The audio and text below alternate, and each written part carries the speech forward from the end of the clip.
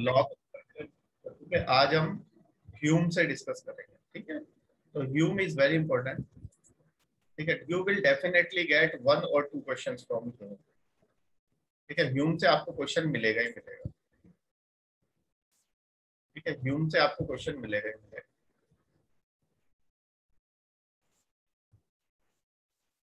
ठीक है। तो डेविड ह्यूम, ठीक है, ह्यूम को देख लेते हैं।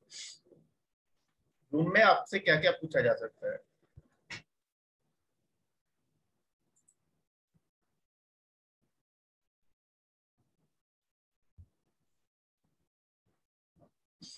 ये आपके ह्यूम के टॉपिक्स है, ठीक है। आप देखोगे तो दिस इज इम्प्रेशन, ठीक है। Impression first time used by Hume, this word impression was first time used by you. So you can get a short note on impressions directly in your paper. In UPSC, that is IAS, in UPSC you will get linked questions.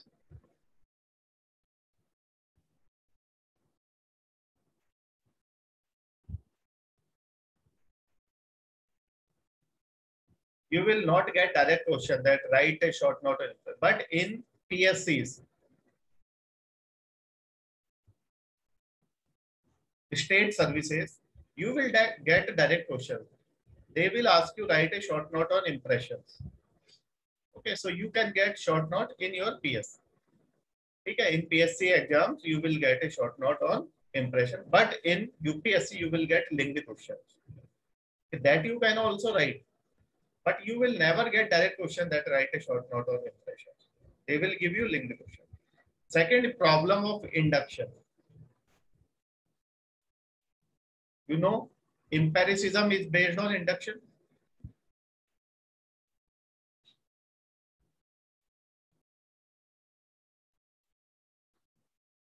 Empiricism and science both are based on induction. We already discussed that. Okay, we discussed one table where we have seen difference between your rationalism and empiricism. Rationalism and empiricism, वहां पे हमने देखा था ना, rationalism किस पे based है आपका, किससे इंस्पायर्ड है, मैथ से, और किस पे बेस्ड है, डिडक्शन पे। जबकि एम्पिरिसिज्म आपका किससे इंस्पायर्ड है, साइंस से, और किस पे बेस्ड है वो आपका, induction. That we have already discussed, ठीक है, इंडक्शन एंड डिडक्शन। और उसके लिए हमने एग्जांपल भी दिए थे, ऑल कैट आर रैट वाला, उस तरह से, ठीक है। तो वो आपको पहले ही मैं डिस्कस कर चुका हूँ, साथ में आपकी रिकॉर्डिंग्स भी है उसकी, ठीक है। तो second is problem of induction. Room के हिसाब से जो हम इंडक्शन यूज करते हैं उसमें भी प्रॉब्लम, ठीक है, ये भी शॉर्ट नोट आ सकता है। Scepticism, that we will see in detail, इस पे भी शॉर्ट नोट आ सकता है। स्केप्टिसिज्म का मतलब होता है when you doubt everything or your knowledge. For example, if a person doubts on every knowledge, if a person doubts on every knowledge, then we say that he is a skeptical person. ठीक है, जैसे मान लो आप लोग मेरे पे doubt करो, आप लोग इकोनॉमी के टीचर पे डाउट करो, आप ज्योग्राफी के टीचर पे डाउट, आप सब पे डाउट करो, ये जो पढ़ा रहे ये परफेक्ट नहीं, there is some doubt, then you will become sceptical.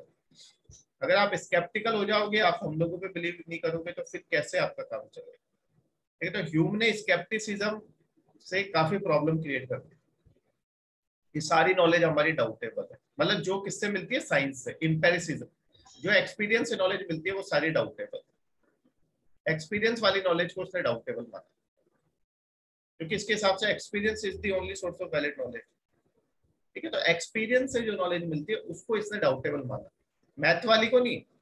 लेकिन ये तो कौन सी नॉलेज की बात करेगा, एक्सपीरियंस वाली की बात करेगा, क्योंकि ये तो क्या है, आपका इंपेरिसिस्ट है, ही इज एन इंपेरिसिस्ट। इंपेरिसिस्ट के हिसाब से क्या होता है, experience is the valid source of knowledge. Then cause effect theory. This is very important. You will definitely get one question on this. Definite question. In Indian philosophy,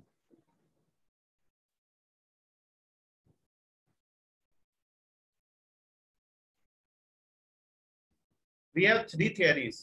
three theories, सत्कार्यवाद that we have already discussed in detail,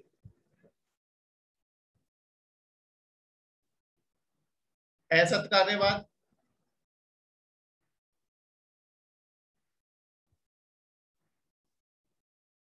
और तीसरी इनका middle path कृतित्व समुत्पाद।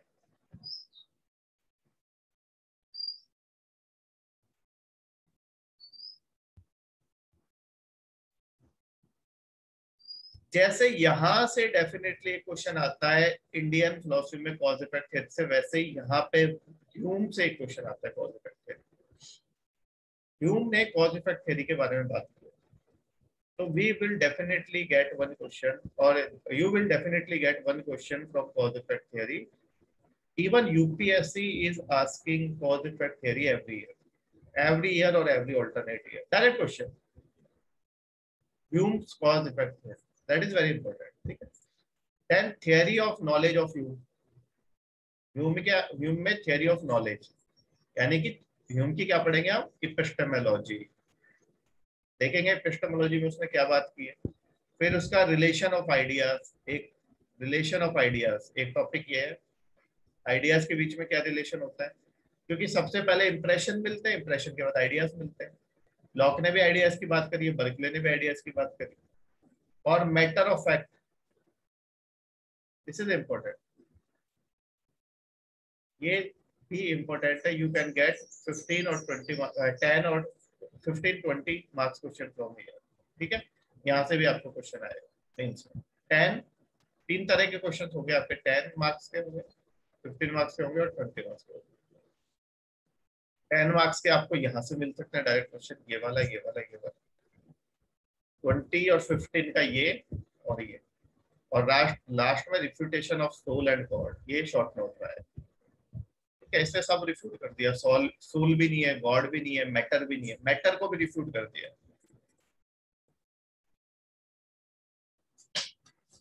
सब चीजों को इसने refute कर दिया है। तो अगर आपका सब चीजों को आप रिफ्यूट कर दोगे तो क्या हो जाएगा scepticism. If I will refute each and everything, then it will lead to skepticism. ठीक है, तो इसका आप स्क्रीनशॉट ले लो। ठीक है, हटाते हैं इसको।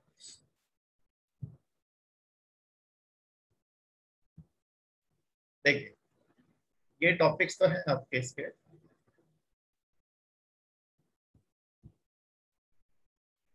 तो लॉक में इतना ज्यादा कुछ नहीं था। ठीक है, लॉक हमने पढ़ा, लॉक में रिफ्यूटेशन ऑफ इनेट आइडिया सबसे इंपॉर्टेंट टॉपिक है, primary quality secondary quality. Berkeley में एक ही टॉपिक इंपॉर्टेंट है, जैसे एसेइस्ट पर्सिटी।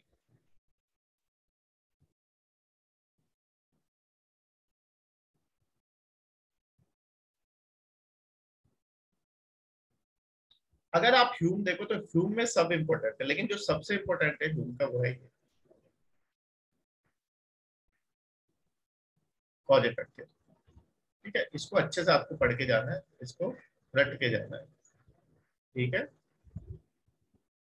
अब सबसे पहले इंट्रोडक्शन देख लेते हैं। ठीक है, इंट्रोडक्शन आपको मेंस में तो कुछ पूछेगा नहीं कोई। ठीक है, ये प्रीलिम्स के लिए हम देखते थे, लेकिन अगर मेंस में 20 मार्क्स का क्वेश्चन है, आपको याद नहीं आ रहा ज्यादा मटेरियल, तो एक बोला इंट्रोडक्शन से लिख दो। ठीक है, फिल इन द ब्लैंक्स वाला हिसाब किताब।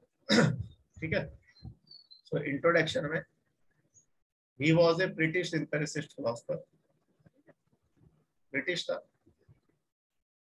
और ह्यूम की फिलोसफी में लॉक का एम्पिरिसिज्म, देखो एम्पिरिसिज्म शुरू कहां से हुआ, लॉक से। लॉक का एम्पिरिसिज्म किसमें कल्मिनेट हुआ फाइनली, स्केप्टिसिज्म। कैसे, ये लॉक है, ये बर्कले है, ये आपका ह्यूम। तो कई बार ये पूछता भी है, यूपीएससी कई बार पूछते हैं कि how Locke's empiricism culminates into scepticism in, कैसे लॉक से शुरू हुआ। तो लॉक का जो एम्पिरिसिज्म है, लॉक का एम्पिरिसिज्म किसमें कल्मिनेट होता है, रिप्रेजेंटेटिव रियलिज्म। फाइनली लॉक का रिप्रेजेंटेटिव रियलिज्म में गया। बर्कले का किसमें कल्मिनेट हुआ? बर्कले का एम्पिरिसिज्म गया आइडियलिज्म में। फाइनली इसने आइडियलिज्म बोला कि आइडियाज आर रियल, मैटर को रिफ्यूट कर दिया। लॉक ने क्या बोला कि डायरेक्ट ऑब्जेक्ट नहीं मिलते हमें, हमें सबसे पहले आइडियाज मिलते हैं, आइडियाज उन ऑब्जेक्ट को रिप्रेजेंट करते हैं, इसलिए रिप्रेजेंटेटिव रियलिज्म। लेकिन इसने दोनों चीजें मानी, इसने स्पिरिचुअल सब्सटेंस भी माना, इसने आपका मटेरियल भी माना। इसने मैटर को रिफ्यूट कर दिया, इसने किसी को नहीं माना। तो यहाँ पे एम्पिरिसिज्म किस में कल्मिनेट हो रहा है? स्केप्टिसिज्म में। तो जो लॉक से शुरू हुई थी चीज, वो फाइनली ह्यूम में आके स्केप्टिसिज्म में कन्वर्ट हो गई। तो इसलिए कहते हैं locks empiricism is कल्मिनेट्स into scepticism. ठीक है, तो कैसे कल्मिनेट हुआ? इस तरह से कल्मिनेट हुआ। दिक्कत तो लॉक की फिलॉसफी से शुरू हो गई थी, क्योंकि लॉक ने कभी मैटर के लिए डायरेक्टली नहीं बोला। देखो लॉक ने क्या किया, मैटर को क्या बोला इसने, मैटर हमें डायरेक्टली नहीं दिखाई देता, ऑब्जेक्ट्स डायरेक्टली नहीं दिखाई नहीं देते, और इसने उसके लिए क्या बोला, there is something, there is something. Matter के लिए क्या बोला, there is something but I know not what. कुछ है लेकिन मुझे नहीं पता क्या। सो स्केप्टिसिज्म तो यहीं से शुरू हो गया था, तो बीच तो यहीं पड़ गए थे स्केप्टिसिज्म के। ह्यूम कहता है भाई अगर आप मैटर को मान रहे हो तो वो दिखना चाहिए ना डायरेक्टली। तो वो लॉक की फिलॉसफी में कहाँ दिख रहा था मैटर? डायरेक्ट ऑब्जेक्ट थोड़ा ना दिख रहा था, आइडियाज दिख रहे थे, और आइडियाज ऑब्जेक्ट को रिप्रेजेंट कर रहे थे। तो बर्कले ने भी यही बोला कि आइडियाज मेंटल है, वो कैसे ऑब्जेक्ट को रिप्रेजेंट कर सकते हैं। तो जो लॉक ने मैटर माना था उसमें पहले से प्रॉब्लम थी, क्योंकि वो खुद बोल रहा है there is something but I know not what. ठीक है, यही बोला उसने, there is something but I know not what. फिर दूसरा प्रॉब्लम क्या है? दूसरा प्रॉब्लम है ये वाला कि भाई आपने, लॉक ने गॉड को माना और सोल को माना, लेकिन गॉड और सोल को तो आप एक्सपीरियंस कर ही नहीं सकते, तो आपने कैसे मान लिया? तो स्केप्टिसिज्म तो पहले से लॉक में प्रेजेंट था, तो बीज तो शुरू से पढ़ चुके थे। ठीक है, वो फाइनली कल्मिनेट किसमें हुए फिर आपके जाके? ह्यूम में, स्केप्टिसिज्म में। ह्यूम ने सबको रिफ्यूट कर दिया। उसने बोला ना तो हमें सोल का इंप्रेशन मिलता है, ना आइडिया मिलता है, ना गॉड का इंप्रेशन मिलता है, ना आइडिया मिलता है, और जो आपके ऑब्जेक्ट्स है they are nothing but they are bundle of ideas.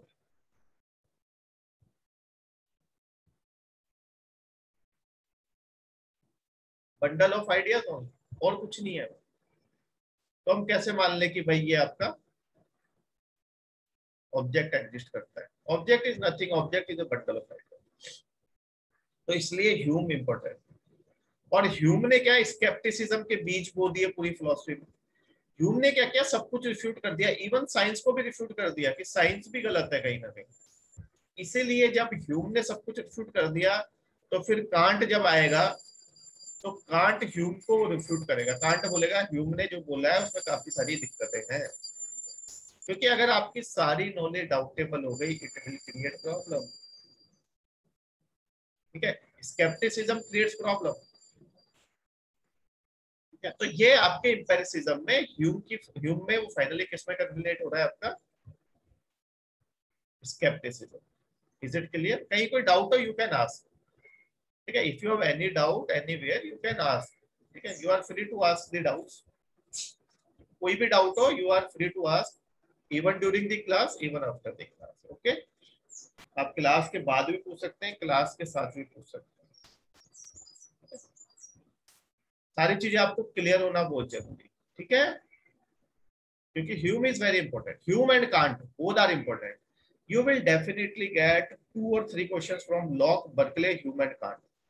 Descartes, Spinoza, Leibniz से इतने क्वेश्चन नहीं आते, इंपॉर्टेंट वो भी है, लेकिन प्लेटो और एरिस्टोटल से जरूर क्वेश्चन आएगा, क्योंकि उनकी फिलॉसफी थोड़ी अलग है।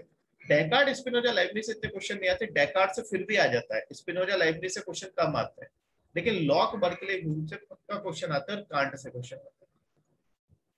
तो कुछ टॉपिक्स ऐसे जिनसे क्वेश्चन आते ही आते हैं। वैसे तो हर टॉपिक इंपॉर्टेंट है, क्योंकि आजकल लोग मिक्स करके क्वेश्चन देते हैं, लेकिन कुछ क्वेश्चन टॉपिक्स ऐसे जिनसे क्वेश्चन आते ही आते हैं। ठीक है, अब ह्यूम की एपिस्टेमोलॉजी पढ़ लेते हैं भाई। सबसे पहले ह्यूम की एपिस्टेमोलॉजी, ठीक है, क्या बोलता है वो। ठीक है, ह्यूम की थियरी ऑफ नॉलेज। ठीक है, सबसे पहले क्या पढ़ेंगे, ह्यूम की थियरी ऑफ नॉलेज।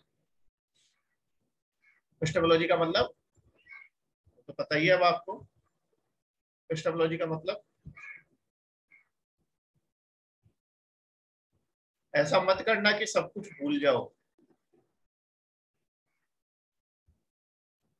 देखिए, जीवन में सुख दुख आते रहते हैं, लेकिन पढ़ते रहना चाहिए, क्योंकि आपको जब हो जाओगे सेलेक्ट तो वही आपके लिए निर्वाण है। ठीक है, तो निर्वाणा चाहिए तो थोड़े बहुत कष्ट तो भुगतने पड़ेगा। ठीक है,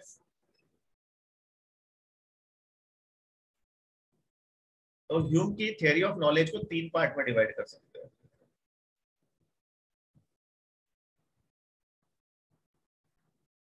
ये इंपॉर्टेंट है।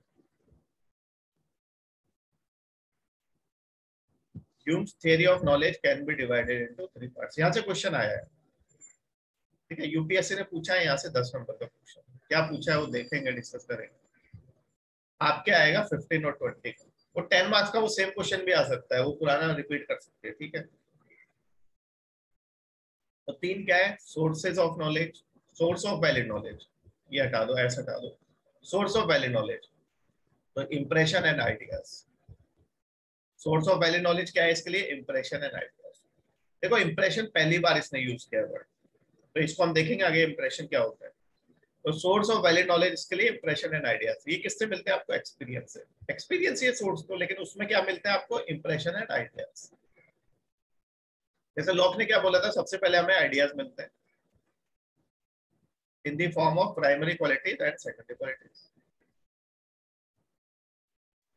ठीक है, इसने क्या बोला है, हमें सबसे पहले क्या मिलता है, इंप्रेशन, उसके बाद आइडियाज। और ये सब मिल रहा है किससे, एक्सपीरियंस से, क्योंकि इनके लिए एक्सपीरियंस ही सब कुछ है। फिर दूसरी नॉलेज, फिर इसने मानी है टाइप्स ऑफ नॉलेज, नॉलेज के टाइप्स। तो पहली मानी है रिलेशन ऑफ आइडियाज, और दूसरी मानी है मैटर ऑफ फैक्ट। तो यहां से पूछा था 10 मार्क का क्वेश्चन। ठीक है, जैसे मैंने आपसे एक वैशेषिका से क्वेश्चन पूछा था ना, the glass is on the table और the colour of the table is brown. ठीक है, वहां पे एक क्वेश्चन पूछा था मैंने। ठीक है, तो वो क्वेश्चन, जैसे उस क्वेश्चन में आपको लिखना था, 10 मार्क का क्वेश्चन था कि क्या डिफरेंस है दोनों में, कैसे एक्सप्लेन करोगे। ऐसे यहाँ पे 2 नॉलेज पूछी थी, उसने कैसे एक्सप्लेन करोगे, तो 10 मार्क्स का क्वेश्चन पूछा था, सिंपल था। अगर आपको रिलेशन ऑफ आइडियाज और मैटर ऑफ फैक्ट समझ आ जाएगा तो आपको समझ आ जाएगा। ठीक है, और थर्ड उसने बोला है relation among different ideas. Ideas में क्या रिलेशन, तो अगर आप देखो, ठीक है, इसको एक बार हटा देते हैं। ठीक है, क्लियर कर देते हैं इसको, स्क्रीनशॉट लेना है तो ले लो। अगर आप देखो तो ये 3 चीजें आपको, जब भी आप थ्योरी ऑफ नॉलेज लिखोगे, सबसे पहले ये 3 चीजें आपने लिख दी तो एग्जामिनर को पता चल जाएगा कि हाँ भाई इसको आता है।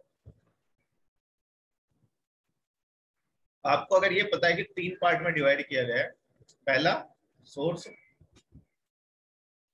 दूसरा टाइप्स, और तीसरा रिलेशन अमंग डिफरेंट आइडियाज। तो बस यहीं से आपका एक अच्छा इंप्रेशन जाएगा। क्या जाएगा, सबसे पहले इंप्रेशन।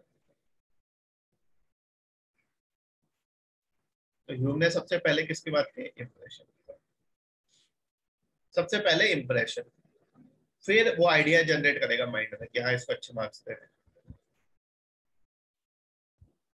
तो इंप्रेशन सबसे पहले आता है, फिर आइडियाज आता है।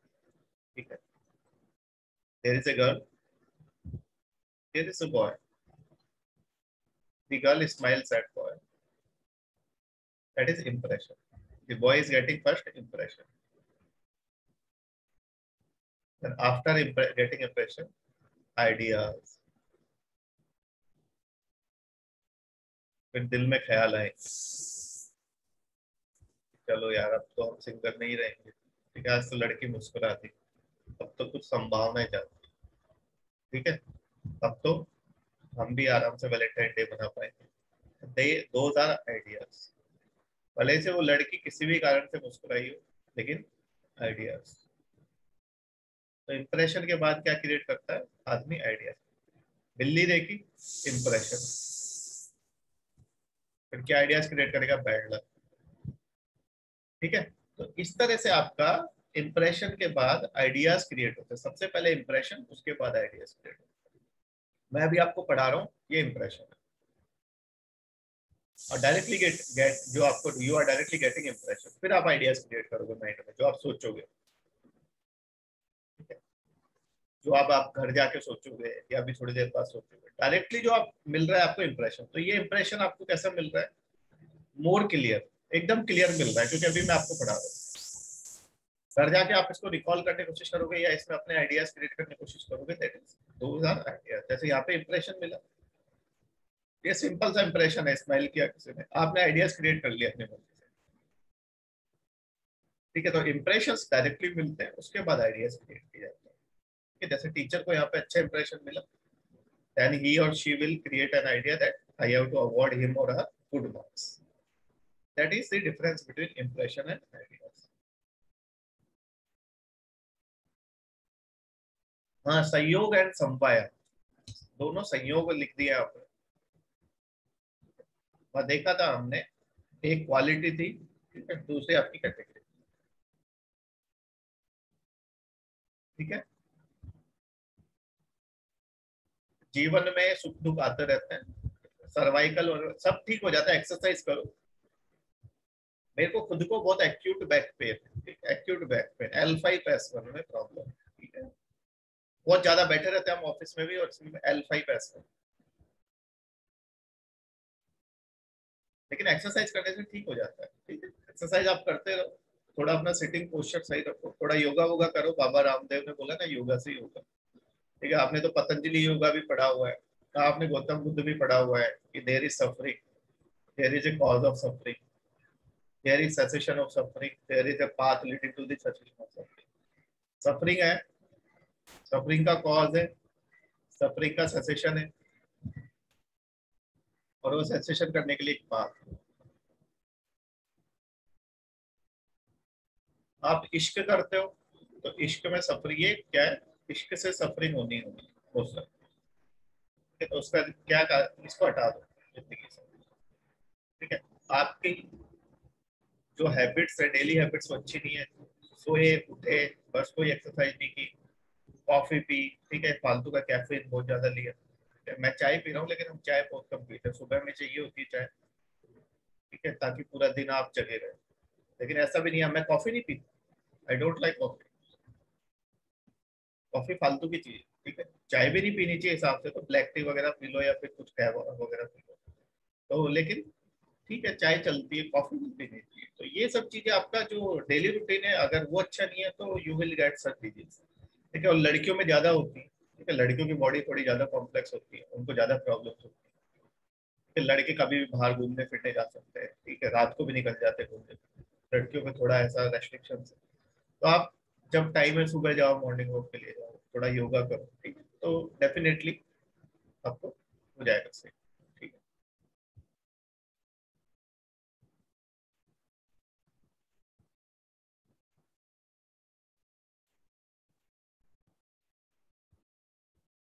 ठीक है, तो आपको प्रॉब्लम होगी लाइफ में। देखो लाइफ में वैक्सीन अभी आपने लगवाई कोविड, ठीक है, कोविशील्ड लगवाई, कोवैक्सीन लगवाई, वैक्सीन लगवाई तो प्रॉब्लम हो, ठीक है।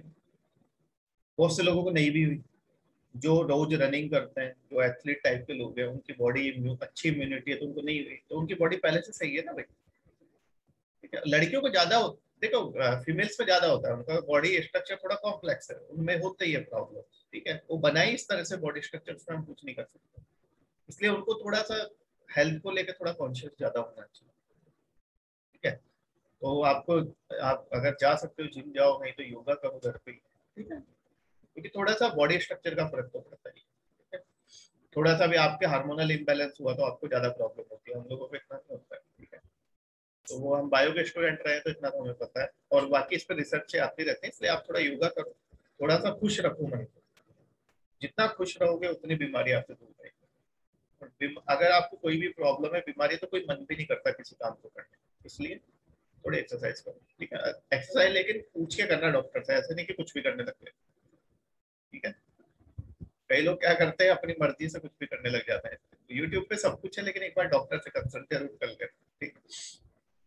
तो ह्यूम की एपिस्टेमोलॉजी में आपको ये तीनों चीजें याद रखनी है, ठीक है। अब सबसे पहले देखते हैं हम इंप्रेशन एंड आइडियाज, पहला पार्ट। ठीक है, मैंने वैशेषिका का नाम लिया, तो आप आज जाके देख लेना कौन सा क्वेश्चन था, क्या आंसर। मुझे तो याद है, लेकिन आप एक बार जाकर देख लेना। ठीक है, the glass is on the table और the brown colour of the table, दोनों नॉलेज को कैसे एक्सप्लेन करोगे? हमने ये क्वेश्चन किया भी था क्लास में डिस्कस। तो सबसे पहले इंप्रेशन एंड आइडियाज। तो according to Hume we find experience in two ways. Okay, that is in the form of impressions and ideas. अभी मैंने आपको बताया क्या डिफरेंस होता है। According to him experience is the only valid source of knowledge. ये ध्यान रखना, एक्सपीरियंस है इनके लिए वैलिड सोर्स, रीजन नहीं है। बात ये दोनों नॉलेज की करेगा यहाँ पे, ये देखो यहाँ पे बात दोनों नॉलेज की करेगा।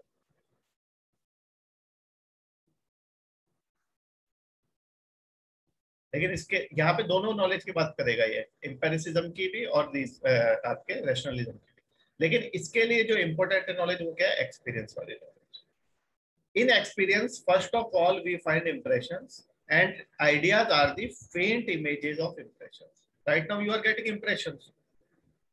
अभी आप पढ़ रहे हो, आपको सब सुनाई दे रहा है, सब दिखाई दे रहा है, लेकिन जैसे आप बाद में रिकलेक्ट करोगे तो थोड़ा सा फेंट हो जाता है ना।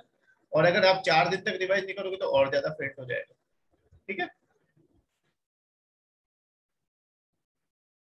ठीक है जी। तो आगे चलते हैं, इंप्रेशंस पढ़ते हैं। ठीक है, यहां तक क्लियर हो गया इंप्रेशन और आइडियाज।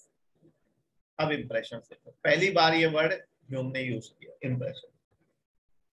मैंने भी आपको बताया सबसे पहले इंप्रेशन होता है, उसके बाद आइडियाज क्रिएट करता है। ऐसे होता है ना, कभी किसी को देखा कि अब तो यही बनेगी मेरी दुल्हनिया, ठीक है, पहले सबसे पहले देखा वो इंप्रेशन है, फिर आइडियाज क्रिएट करने लग गया। ठीक है, ओके। सो सबसे पहले the term impression was first used by Hume. ये प्रीलिम्स में बहुत बार क्वेश्चन आता था, कब? जब फिलॉसफी प्रीलिम्स में थी। फिलॉसफी से प्रीलिम्स निकालना सबसे आसान था, क्योंकि बहुत कम सिलेबस है, सीधे सीधे क्वेश्चन आते थे। लेकिन अब तो प्रीलिम्स हटा ही दिया प्रीलिम्स में। 2016 में जितने जितने फिलॉसफी के स्टूडेंट्स थे मेरे, सबका प्रीलिम्स से कर दिया था बिकॉज ऑफ फिलॉसफी। फिलॉसफी में 300 में से उन्होंने सबने 280 प्लस स्कोर किया था। लेकिन अब तो फिलॉसफी हटा ही दिया। ठीक है, लेकिन फिर भी अगर आप नेट जेआरएफ वगैरह दे रहे हो तो आपको ये चीजें पता होगी। According to Hume impressions are direct object of our knowledge. Directly मिलते हैं आपको impressions. Impressions are constituent elements of our knowledge. Our knowledge को कॉन्स्टिट्यूट कौन करते हैं? इंप्रेशन। अब ये कमाल की बात है, impressions are separate, different and independent from each other. दो इंप्रेशन जो है I1 और I2, ये दोनों एक दूसरे से सेपरेट है, डिफरेंट है और इंडिपेंडेंट, एक दूसरे पे डिपेंडेंट नहीं। जैसे आपके उसने क्या बोला था, लाइबनिज ने मोनेड्स, सारे मोनेड्स जैसे अलग अलग थे, कॉन्शियसनेस थी उनमें, लेकिन नो टू मोनेड्स आर अलाइक। सारे मोनेड्स एक दूसरे से क्या थे? अलग थे। ऐसे ही यहाँ पे इंप्रेशंस जो हैं वो सब एक दूसरे से अलग है, कोई इंप्रेशन में कोई रिलेशन नहीं। No necessary relation between any two impression. कोई भी नेसेसरी रिलेशन नहीं है किसी भी दो इंप्रेशन में। इसका मतलब अगर यहाँ पे कैट है और ये दूसरा इंप्रेशन है बैड लक, तो इंप्रेशन है। आप कैट को देख के क्या इंप्रेशन लाते हो उसके साथ? ये दोनों आपने जोड़े हुए हैं, I1 और I2 को आपने जोड़ा हुआ है। लेकिन ऐसा नहीं है, कैट का इंप्रेशन अलग है, बैड लक का इंप्रेशन अलग है। आप दोनों को जोड़ नहीं सकते, किसी भी दो इंप्रेशन में कोई रिलेशन नहीं। क्यों? क्यों कहता है, देखो यहाँ पे आपका इंडिया में कैट आपका बिल्ली रास्ता काटती है तो आप बैड लक बोलते हो। कई लोगों ने तो बिल्ली पाल रखी है, दिन रात उनका रास्ता काटती है। मुंबई में तो रोज मेरा 50 बार रास्ता काटते होंगे। ठीक है, लेकिन वो क्या है, वो ऐसा कुछ नहीं है। आप जापान में चले जाओ, जापान में कैट अगर आपका रास्ता काटती है तो उसको क्या माना जाता है? गुड लक माना जाता है। तो ये इनमें कोई नेसेसरी रिलेशन नहीं है। नेसेसरी रिलेशन का मतलब क्या होता है कि अगर कैट रास्ता काटेगी तो आपको बैड लक होना ही होना है। लेकिन ऐसा नहीं होता है, जापान में गुड लक माना जाता है, कई बार आपके साथ अच्छा भी होता है, कभी आपके साथ कुछ नहीं होता, नॉर्मल। तो इन दो इंप्रेशन में आपने रिलेशन जोड़ा हुआ है कि cat means bad luck, but that is wrong. जैसे सचिन तेंदुलकर है, वो बोलता है कि इस पर्टिकुलर बैट से मैं खेलूंगा या पर्टिकुलर नंबर की जर्सी पहनूंगा, होता है ना उनमें भी। तो ये मैं 100 बनाऊंगा, लेकिन वो उसी पर्टिकुलर बैट से खेलता है, उसी नंबर की जर्सी पहनता है, क्या हर बार 100 बनाता है? जीरो पे विदाउट होता है। तो ये आपका कोई लॉजिकल नेसेसिटी नहीं है, यहाँ पे कोई लॉजिकल नेसेसिटी नहीं है। जैसे कई लोग होते हैं, वो सोचते हैं कि आज मैंने ये शर्ट पहनी है, ये मेरी लकी शर्ट है, आज तो लड़की मेरे को मना करेगी, आज तो आगे से मुझे प्रपोज कर देगी। ऐसा होता है नहीं, थप्पड़ भी पड़ जाता है। ठीक है, आज तो मैंने ये लक्की पेन है मेरा, मेरे पेपर में 100 में से 100 आएगा। उसी लक्की पेन से आप यूपीएससी का ऑप्शनल लिखने चले जाओ कोई भी, आपका सारा ये जो है दूर हो जाएगा, आपके जितने गलत है। ठीक है, तो यानी कि ये सब क्या है, साइकोलॉजिकल है। जैसे आपने पेन से क्या जोड़ लिया, गुड लक। शर्ट से क्या जोड़ लिया, गुड लक। कि आपने क्या किया, दो इंप्रेशंस को कनेक्ट कर लिया, लेकिन वो साइकोलॉजिकल है, लॉजिकल नहीं है। ये आपका साइकोलॉजिकल। ठीक है, जैसे कई लोग क्या होते हैं, जहाँ पे भी मंदिर दिखा, मस्जिद दिखा, कुछ भी दिखा, गुरुद्वारा, वहां हाथ जोड़ते हैं। ये साइकोलॉजिकल है। वो थोड़ी ना बोलता है कि तुम हाथ जोड़ोगे तभी मैं तुम्हारा ध्यान रखूंगा। ठीक है, आप अपने घर वाले अपने पापा से कुछ मांगते हो तो हाथ जोड़ के मांगते थे नहीं? तो वो सबके पापा है, हाथ के जोड़ने की जरूरत है। तो वैसे ही आपका ध्यान रखेंगे अगर है तो। ठीक है, तो this is about your impressions and your relation between two impression. ठीक है, इसको हटाते हैं, इसको हटा रहे हैं, स्क्रीनशॉट ले लो। देखो, इसका मतलब ये हुआ कि आपके दो इंप्रेशन में कोई भी रिलेशन नहीं है, इंप्रेशन वन एंड इंप्रेशन। देखो, पेपर में तो ये लिखना है आपने सब, लेकिन यूपीएससी का क्वेश्चन आएगा, उसमें आपको ये नॉलेज होनी चाहिए जो मैं बता रहा हूँ, तो वहां आपको इसी से आंसर लिखे जाएंगे। इंप्रेशन वन और इंप्रेशन टू में कोई रिलेशन नहीं, नेसेसरी रिलेशन नहीं है, नो नेसेसरी रिलेशन। कैसा रिलेशन है, साइकोलॉजिकल रिलेशन। आपकी साइकोलॉजी है कि भाई कैट, बिल्ली ने रास्ता काटा तो बैड लग। ठीक है, कौवा अगर घर पे बोल रहा है तो कोई आने वाला है। मेरे घर पे तो रोज कौवे बोलते हैं, कोई नहीं आता मुंबई में मेरे पास, मैं अकेला ही। मैं अगर ऐसा सोचता तो रोज मेरे घर पे 10 लोग आते हैं। ये कौवे ही कौवे हैं यहाँ पे, कौवे बिल्लियां। ठीक है, यहाँ ऐसा, यहाँ मैंने बताया था ना, यहाँ पे बहुत ज्यादा सोशल हार्मनी है। ये इधर कैट बैठी है बिल्ली, इधर डॉग बैठा है, और इधर बीच में रैट बैठा है। रैट से कैट डरती है, और कैट से डॉग डरता है। उल्टी गंगा बहरी है, बहरी है, और तीनों साथ में बैठे रहते हैं, वैसे एक दूसरे को अटैक नहीं करते। लेकिन यहाँ के कुत्ते बिल्लियों से डरते हैं, और यहाँ की बिल्लियां रैट से डरती है, नहीं खाती उसको, तीनों एक साथ बैठे रहते हैं, क्योंकि इनको ऑलरेडी बहुत ज्यादा खाना मिलता है। यहाँ के लोग बहुत पशु प्रेमी है। लड़ते क्यों है, खाने के लिए। जब आपका पेट भरा है तो फिर क्यों लड़ोगे आप? तो इनको बहुत खाना मिलता है यहाँ पे, क्योंकि महाराष्ट्र के लोग बहुत ज्यादा नॉनवेज खाते हैं, फिश बहुत खाते हैं, तो इनको सब यहाँ पे फिश सस्ती है। ठीक है, तो इनको आराम से सब भोजन मिलता है। और कैट को आपको पता ही है, फिश बहुत पसंद है। इवन वो, जो मैं पहले रहता था जूहू में, अब तो मैंने शिफ्ट कर दिया, मैं दूसरी कॉलोनी में आ गया। यहाँ हमारी दो कॉलोनी है, एक जूहू में और अभी मैं विले पार्ले में रहता हूँ। जूहू वाली कॉलोनी में तो मेरे घर के नीचे देयर वर 20 कैट्स। मैं नहीं खाता फिश, लेकिन मैं उनके लिए फिश लेके आता, फिश और मिल्क। ठीक है, दूध, और दूध नहीं पीती थी वो, क्योंकि वो नॉनवेज खा खा के क्या हो गई थी, उनको नॉनवेज की आदत पड़ गई थी। वो दूध अगर लाओगे तो दूध आधा पिया, थोड़ा सा टेस्ट किया, बोला मजा नहीं आ रहा। जबकि मैं उनके लिए प्योर मिल्क लेके आता था, पानी भी नहीं मिलाता था, लेकिन थोड़ा सा टेस्ट किया, और उसके बाद ऐसे दिखाते थे मुझे, ऐसे नजर दिखाते, नहीं नहीं हमें तो फिश ही चाहिए। मैं कहा कोई नहीं, कल फिश लेके आए। तो वो मेरा 20 बिलियन रोज रास्ता काटते। अगर मैं भी साइकोलॉजिकली सोचूं, जैसे राजस्थान है, राजस्थान में बिल्ली रास्ता काटती है, आदमी रुक जाता है, ओह, फिर देखता है कोई और निकल जाए, उसका काम बिगड़ेगा, अपना काम हो जाए। That is psychological, that is not logical. वैसे तो 20 बिल्ली मेरा रोज रास्ता काटती थी, रोज मेरा सड़क से निकलते ट्रक उड़ाना चाहिए मेरे को, लेकिन मैं तो अभी तक जिंदा। तो ये जो इंप्रेशंस में आपने दो में रिलेशन लगा ली, साइकोलॉजिकल है, दिमाग का वहम है। जैसे सचिन तेंदुलकर को कि ये जर्सी पहनूंगा, ये करूंगा, वो करूंगा, 100 पे बनाता है क्या, हमेशा 0 पे आउट होता है ना। कई लोग टोना टोटका करते हैं फालतू का, क्या वो काम करता है, नहीं करता। साइकोलॉजिकल है, नेसेसरी रिलेशन कोई नहीं है कि आप भगवान के हाथ जोड़ोगे तो ही वो आपको फल देगा, नहीं तो आपको सजा दे देगा। आप आगे जाओगे, आप ऊपर आपके वो गिरा देगा, बादल फट जाएगा, आप डूब जाओगे, ऐसा नहीं है। ठीक है, हाथ जोड़ने से कुछ नहीं होता है, मन में क्या है आपके वो, अगर आपका मन साफ है तो फिर आप हाथ जोड़ो, कुछ मन चंगा तो कटौती में करो, ठीक है, वो अलग बात है। तो ये है इम्प्रेशंस में दो में कोई ऐसा रिलेशन नहीं होता है ह्यूम के हिसाब से। Is it clear?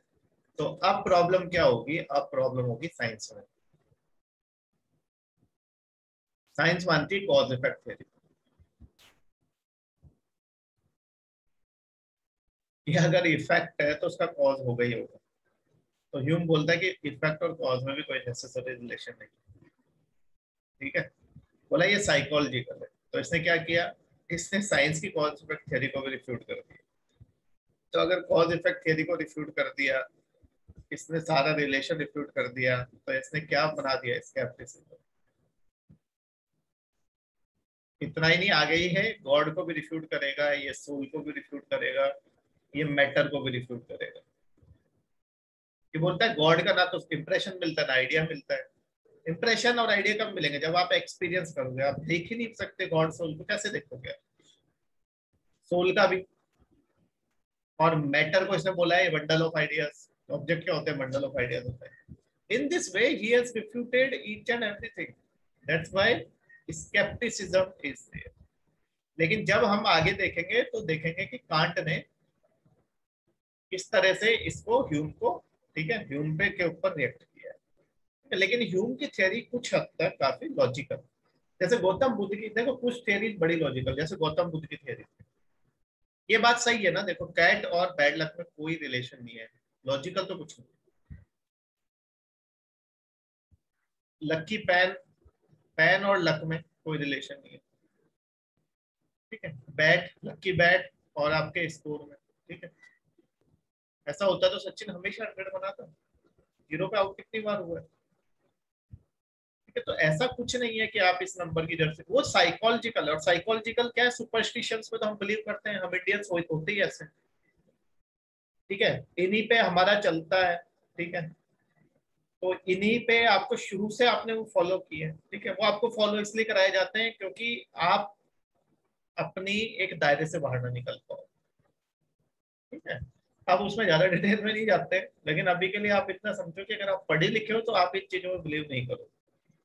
लेकिन ये देखो, कुछ लोग ऐसे बहुत पढ़े लिखे होकर भी इन चीजों में बिलीव करते हैं, क्यों? क्योंकि वो साइकोलॉजिकल एक बार दिमाग में घुस गया तो उसको बाहर निकालना बहुत मुश्किल है, ठीक है।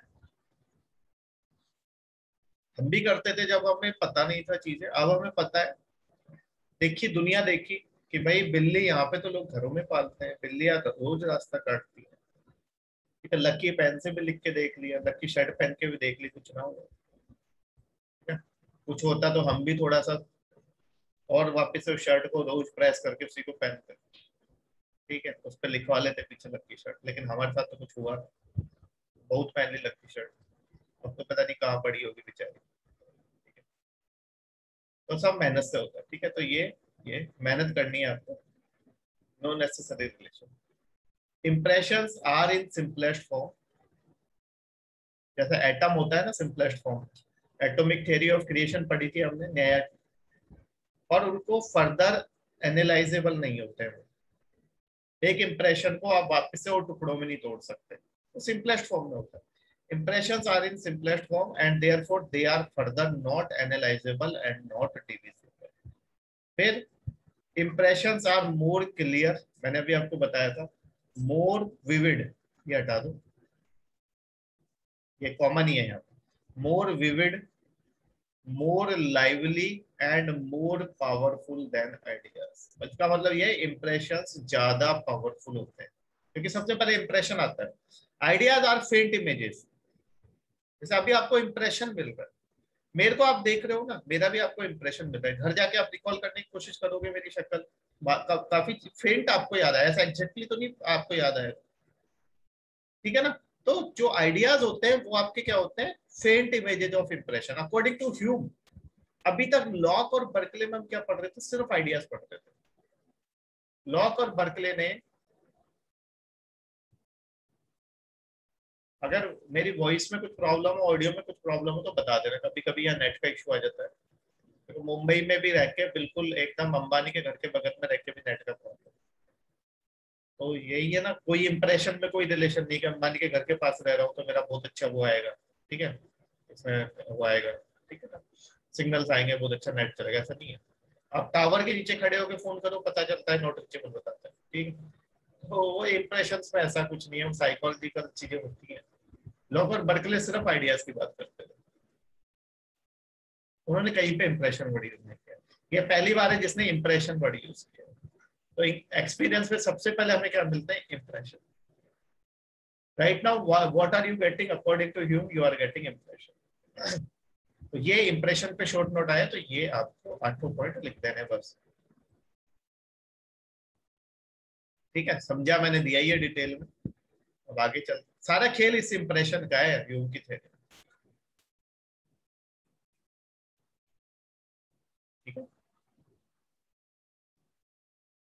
इंप्रेशंस क्लियर, आइडियाज, अब आइडियाज देखते हैं। किसी को कोई डाउट हो, you can ask in between the class, you can ask, you are free to ask, क्योंकि यहाँ पे हमारे पास we have lot of time, ठीक है, टाइम कंस्ट्रेंट नहीं है। हम 11:30 तक भी ले सकते हैं, हम 12 तक भी ले सकते हैं, हम 12:30 तक भी ले सकते हैं, ठीक है, टाइम कंस्ट्रेंट नहीं, हम ब्रेक भी ले सकते हैं। इकोनॉमी में टाइम कंस्ट्रेंट होता है, सैटरडे संडे को नो टाइम कंस्ट्रेंट, क्योंकि आपका मेरा ऑफिस ऑफ होता है। इकोनॉमी में I have to report at office around 10 AM, okay. तो टाइम कंस्ट्रेंट इज देयर, यहाँ पे कोई टाइम कंस्ट्रेंट नहीं है, you can ask any question, ठीक है। और ऑप्शनल में अंडरस्टैंडिंग इज वेरी इंपॉर्टेंट, खैर वो तो इकोनॉमी में इंपॉर्टेंट है। In every subject understanding is important. इसलिए बोला जाता है कि हिस्ट्री में क्या पढ़ने वाला है, हिस्ट्री में कोई अंडरस्टैंड करने वाली कोई चीज नहीं, इसलिए हिस्ट्री में अगर कोई आपको कहानी बना के समझा रहा है तो वो अच्छा टीचर है। फैक्ट्स बताना और लिखाना वो अच्छा टीचर है। ज्योग्राफी में सारा कंसेप्ट है, पॉलिटी में सारा कंसेप्ट है, इकोनॉमी में सारा कंसेप्ट है, साइंस एंड टेक में कंसेप्ट है, एनवायरमेंट एंड इकोलॉजी में भी कंसेप्ट है। हिस्ट्री में एक आर्ट एंड कल्चर है जिसमें कंसेप्ट है। Art and culture is very interesting अगर आप उसको कंसेप्चुअल वे में पढ़ाते हो, ठीक है। तो everything is all about understanding, ठीक है। अगर आपको समझ आ गया तो you can write any, you can answer any question, ठीक है। That is the only thing, understanding is must. तो after impression we find ideas.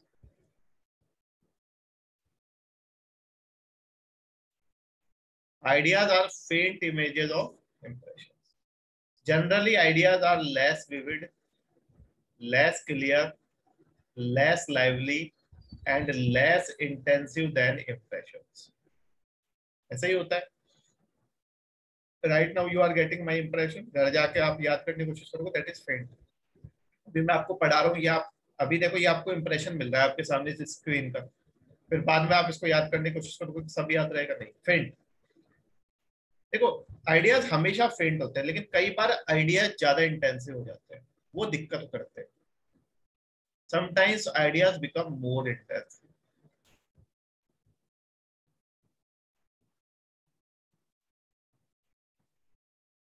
That is very dangerous situation, ऐसा नहीं होना चाहिए।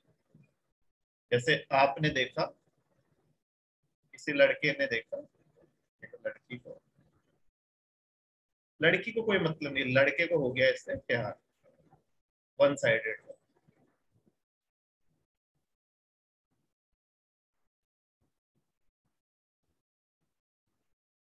अब ये क्या करेगा, आइडियाज क्रिएट करेगा अपने पास, कि मैं तो इसके बिना रह ही नहीं सकता, मैं तो मर जाऊंगा, अपनी नसें काट लेगा, टैटू बनवा लेगा उसके नाम पर। That is very dangerous situation, ऐसा नहीं होना।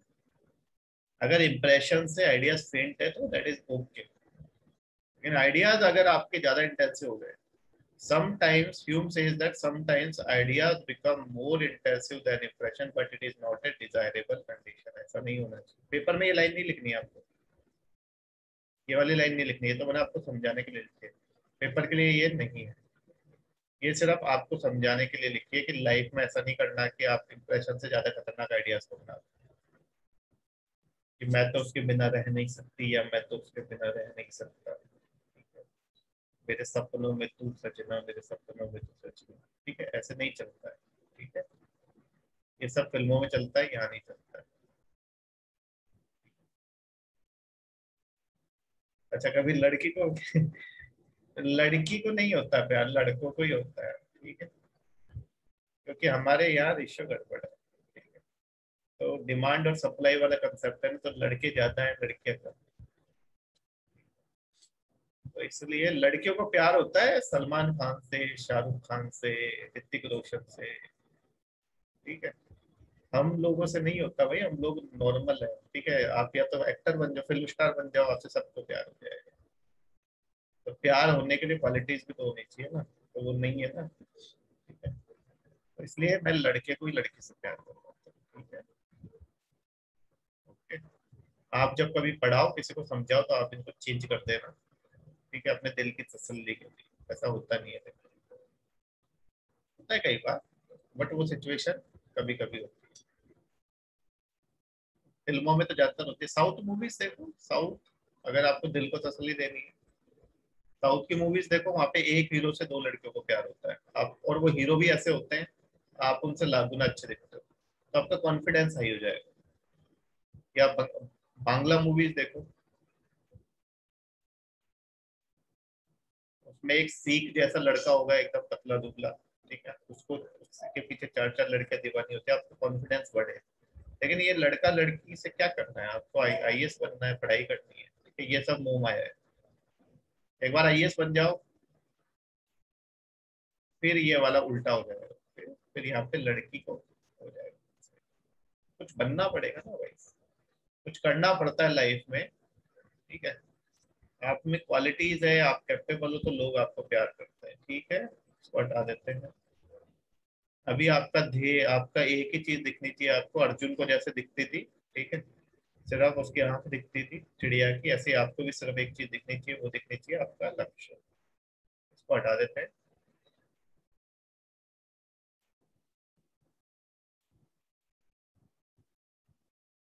वैसे भी अब कोरोना ने सब खत्म कर दिया, कोविड ने।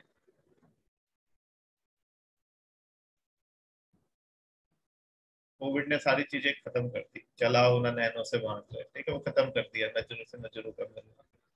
तो अब प्यार मोहब्बत पहले ही थोड़ी कम थी, अब और खत्म कर दी कोविड ने, अब तो कुछ होता ही नहीं है, ठीक है। पहले मिलते थे इधर उधर तो चलो थोड़ा बहुत हो जाता था कुछ ना कुछ, अब कुछ नहीं हो सकता। तो अब आप पढ़ाई करो और मस्त करो, ठीक है। तो कोविड का एक साइड इफेक्ट ये है, लेकिन ये this is the better one. तो पेट्रोल डीजल तो बचता ही है क्लास आने के लिए, साथ में ये चीजें। So ideas clear, after impression we find ideas, ये यहाँ पे डॉट है, ठीक है। आफ्टर, आपके पास नोट्स तो है, ठीक है, यू हैव नोट्स, ये आपके नोट्स से लिखे हुए हैं, लेकिन वो नोट्स आपके हैंड रिटन है, ये आपके, ठीक है, ये टाइप करके लिखे हुए हैं। तो ये वही है, लाइन टू लाइन वही चीज लिखी हुई है, बस थोड़ी बहुत मैंने आपको बता रहा हूँ कौन सी चीज काम की, कौन सी हटा दी है, ठीक है। जैसे हम लॉक इससे पहले तक पढ़ते थे, उसमें स्लाइड्स आपकी लिमिटेड होती थी, ठीक है, क्योंकि वो मुझे टाइप करनी होती थी, मेरे पास टाइप कम होता है। अब मैंने ये आउटसोर्स कर दिया, तो ये किसी और से टाइप करवा के हमने आपके लिए, तो ये पूरी है। थोड़े दिनों में इसको सबको कंपाइल करके मैं सोच रहा हूँ एक बुक भी पब्लिश करवा देता हूँ, ठीक है ना, अपने नाम से, क्योंकि सारे नोट्स हैं मेरे ही लिखाए हुए, मेरे ही बनाए हुए, तो एक बुक पब्लिश करा दो, बाकी बच्चों को फायदा हो जाएगा, आप भी पढ़ लें। टाइप तो कर ही लिया है, तो अब इसको क्या करना है, कंपाइल करके पब्लिश ही करना है, ठीक है? और मैं कोशिश करूंगा कि मैं आपको जो टॉपिक नहीं पढ़ा पाया था, बुद्धिज्म, जैनिज्म, ठीक है, वो मैं आपको दोबारा से पढ़ाऊंगा, ठीक है। कुछ चीजें उनमें है जो शायद नहीं डिस्कस हुई। अब देखो, according to Hume, ideas are of two types. पहला simple ideas and second is complex ideas. ये तो हमने लॉक में भी पढ़ा है, ठीक है, सिंपल आइडिया और कॉम्प्लेक्स आइडिया। ये आपका एप्पल है, एप्पल, आप अगर मार्केट में जाते हो, एप्पल को आप किस बेसिस पे आइडेंटिफाई करोगे, राउंडनेस के बेसिस पे, शार्पनेस, स्वीटनेस, रेडनेस, फिर आप बोलोगे एप्पल है। तो ये आपके सिंपल आइडिया है।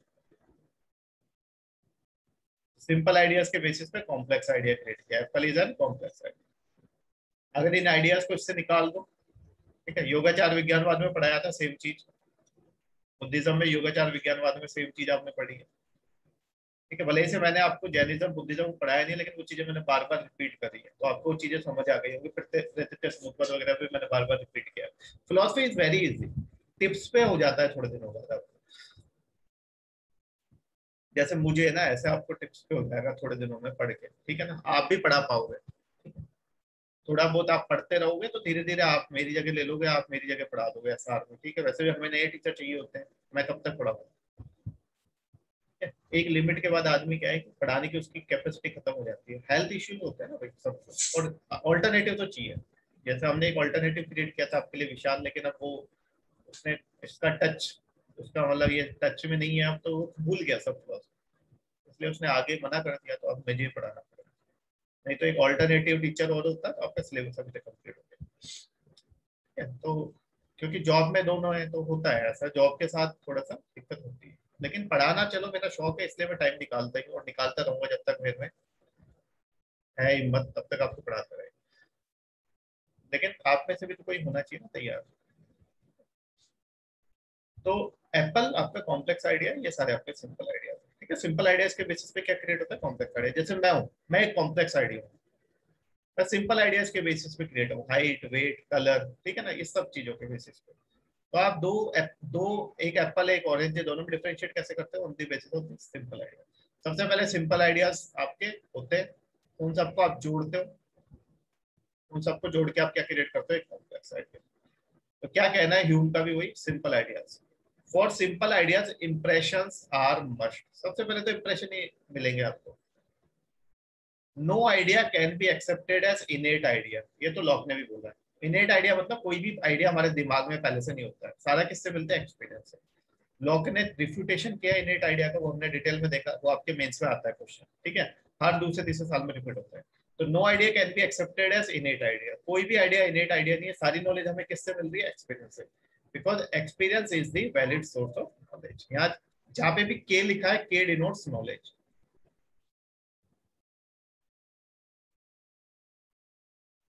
ओके, कॉम्प्लेक्स आइडिया क्या होता है अभी बताया। On the basis of simple ideas, ये देखो यहाँ पे, generally the complex ideas are created, generally the complex ideas are created. For example, idea of apple is a complex idea. It is created on the basis of simple ideas such as redness, sweetness, roundness, sharpness, etc.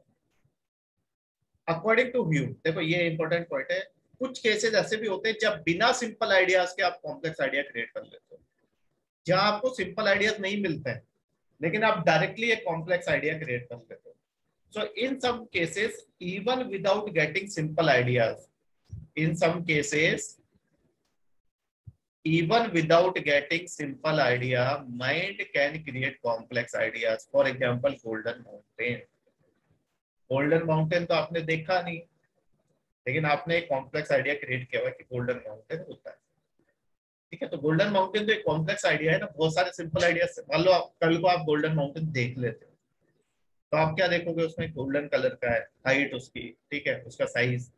लेकिन अभी तो आपने देखा नहीं, तो आपने एक complex idea create किया। ऐसे हमने बहुत सारे कॉम्प्लेक्स आइडियाज क्रिएट किए हुए हैं जिनमें हमको सिंपल आइडिया नहीं मिलता। फॉर एग्जाम्पल गॉड, गॉड भी कॉम्प्लेक्स आइडिया, गॉड को आपने बिना देखे क्रिएट किया हुआ है।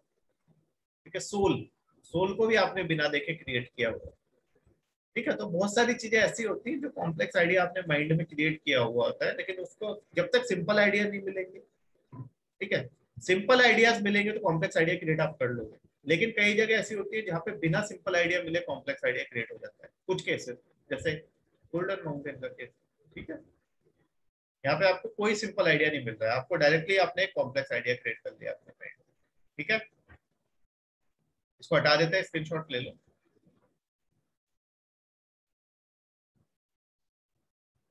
ठीक है, यहाँ तक क्लियर है सबको। ये देखो, ये आपके लिए चित्र बनाया गया है, ये आपका एप्पल, एप्पल कॉम्प्लेक्स आइडिया है।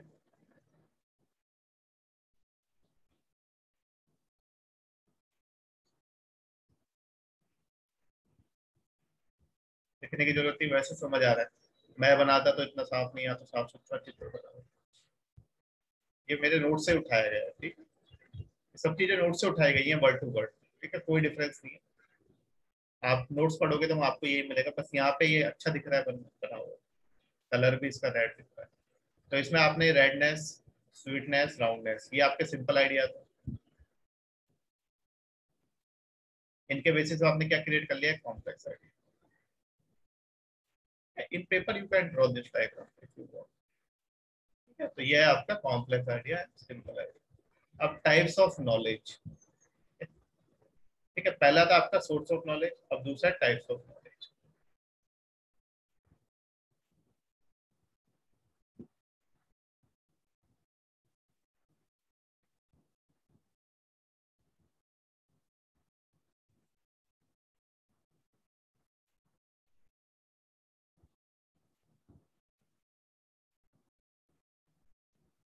Okay, so types of knowledge, this is important, यहाँ से क्वेश्चन पूछा गया है। तो टाइप्स ऑफ नॉलेज में पहला है, Hume has accepted two types of knowledge,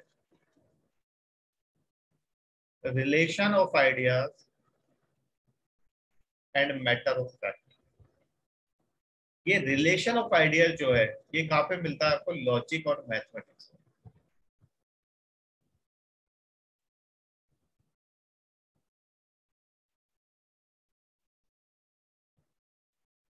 relation of ideas कहाँ मिलता है, लॉजिक और मैथ्स में। ये याद रखना, दो आइडियाज के बीच में रिलेशन। जैसा आपका पाइथागोरस थ्योरम,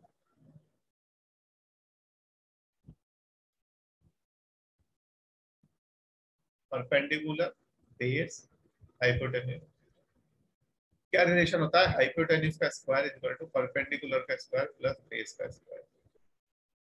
ये एक आइडिया, ये एक आइडिया, आपने दोनों में रिलेशन क्रिएट कर रखा है। 2 + 2 इज इक्वल टू 4, ठीक है। ये अपने लॉजिक और मैथमेटिक्स, ठीक है।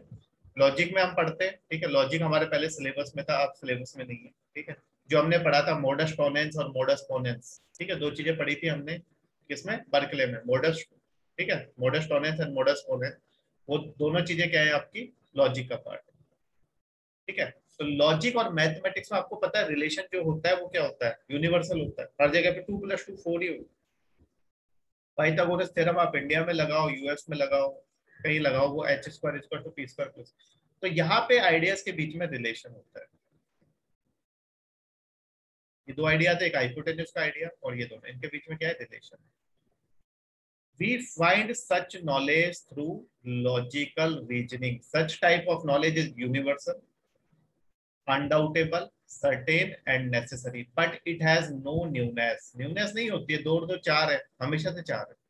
तो ये ऐसी नॉलेज किसके थ्रू मिलती है, लॉजिकल रीजनिंग के थ्रू। ह्यूम ने माना है कि ये नॉलेज आपकी कैसी होती है, सर्टेन एंड अनडाउटेबल। लेकिन क्या ह्यूम एक रैशनलिस्ट है, नहीं। तो इस नॉलेज को उसने माना जरूर है, लेकिन ये रियल नॉलेज नहीं है उसके हिसाब से। रियल नॉलेज किसके थ्रू मिलती है, एक्सपीरियंस के through, that is matter of fact. According to Hume, we find such knowledge in science and our daily experience. We find such knowledge through experience.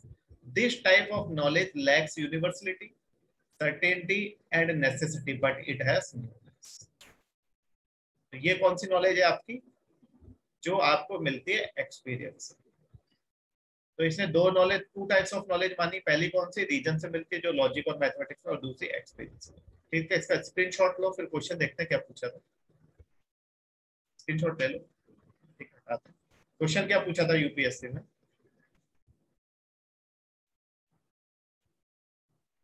Question का वर्डिंग डिफरेंट हो सकती है लेकिन logic में रहे। दो स्टेटमेंट दिए थे, पहला स्टेटमेंट दिया था 2 + 2 = 4, और दूसरा स्टेटमेंट दिया था, मान लो the board is white, the board is white in colour.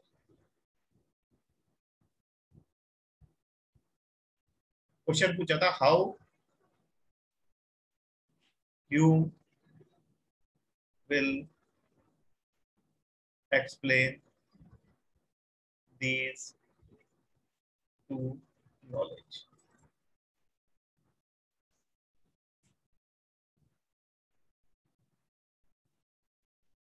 10 marks का।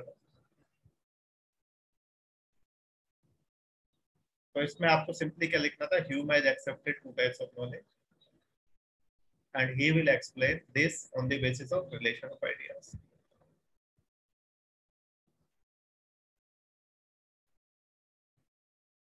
Okay, and this knowledge on the basis of matter of fact. This knowledge is based on experience and this knowledge is based on logical reason. बस इतना सा answer लिखना था। Same वैसे ही है जैसे वैशेषिका में पूछा था। वैशेषिका में क्या पूछा था? The book is on the table.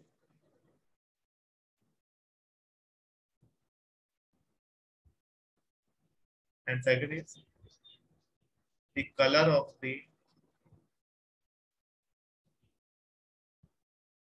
table और book, कोई भी चीज हो सकती है, is brown. तो ये आपकी कैसी थी? संयोग, टेम्पररी रिलेशन। बुक है, टेबल पे है, थोड़ी देर बाद बुक को हटा के आप पेज पे रख दोगे, तो अभी बुक टेबल पे दिख रही है लेकिन बुक थोड़ी देर बाद कहीं और निकाल आप पढ़ने के लिए ले जाओ, बैग में रख लीजिए, ये रिलेशन अपने आप खत्म हो जाएगा। तो ये सही होगा। लेकिन ये कैसा था? Permanent, inseparable. तो ये समवाया। दोनों चीजें पढ़ाइए। ये कैटेगरी है, पढ़ी थी हमने 7 कैटेगरीज। कैटेगरी है पदार्थ। ये दोनों क्वेश्चन एक ही साथ पूछे गए थे, ठीक है। और ये संयोग है आपका कैसा? Temporary relation. और ये क्या है? क्वालिटी है। टेम्पररी रिलेशन है, इट इज ए क्वालिटी। बस इतना आंसर लिखना था, ठीक है। तो ये दोनों क्वेश्चन 10 नंबर का ये था और 10 नंबर का ये। अगर आपने इतना लिख दिया you will gate 20 marks. 1 number भी नहीं कटता ऐसे क्वेश्चन, पूरा पॉइंट लिखना। तो ये दो क्वेश्चन एक ही साथ पूछे गए, एक ही पेपर, ठीक है। शायद 2018 के में से पूछे गए,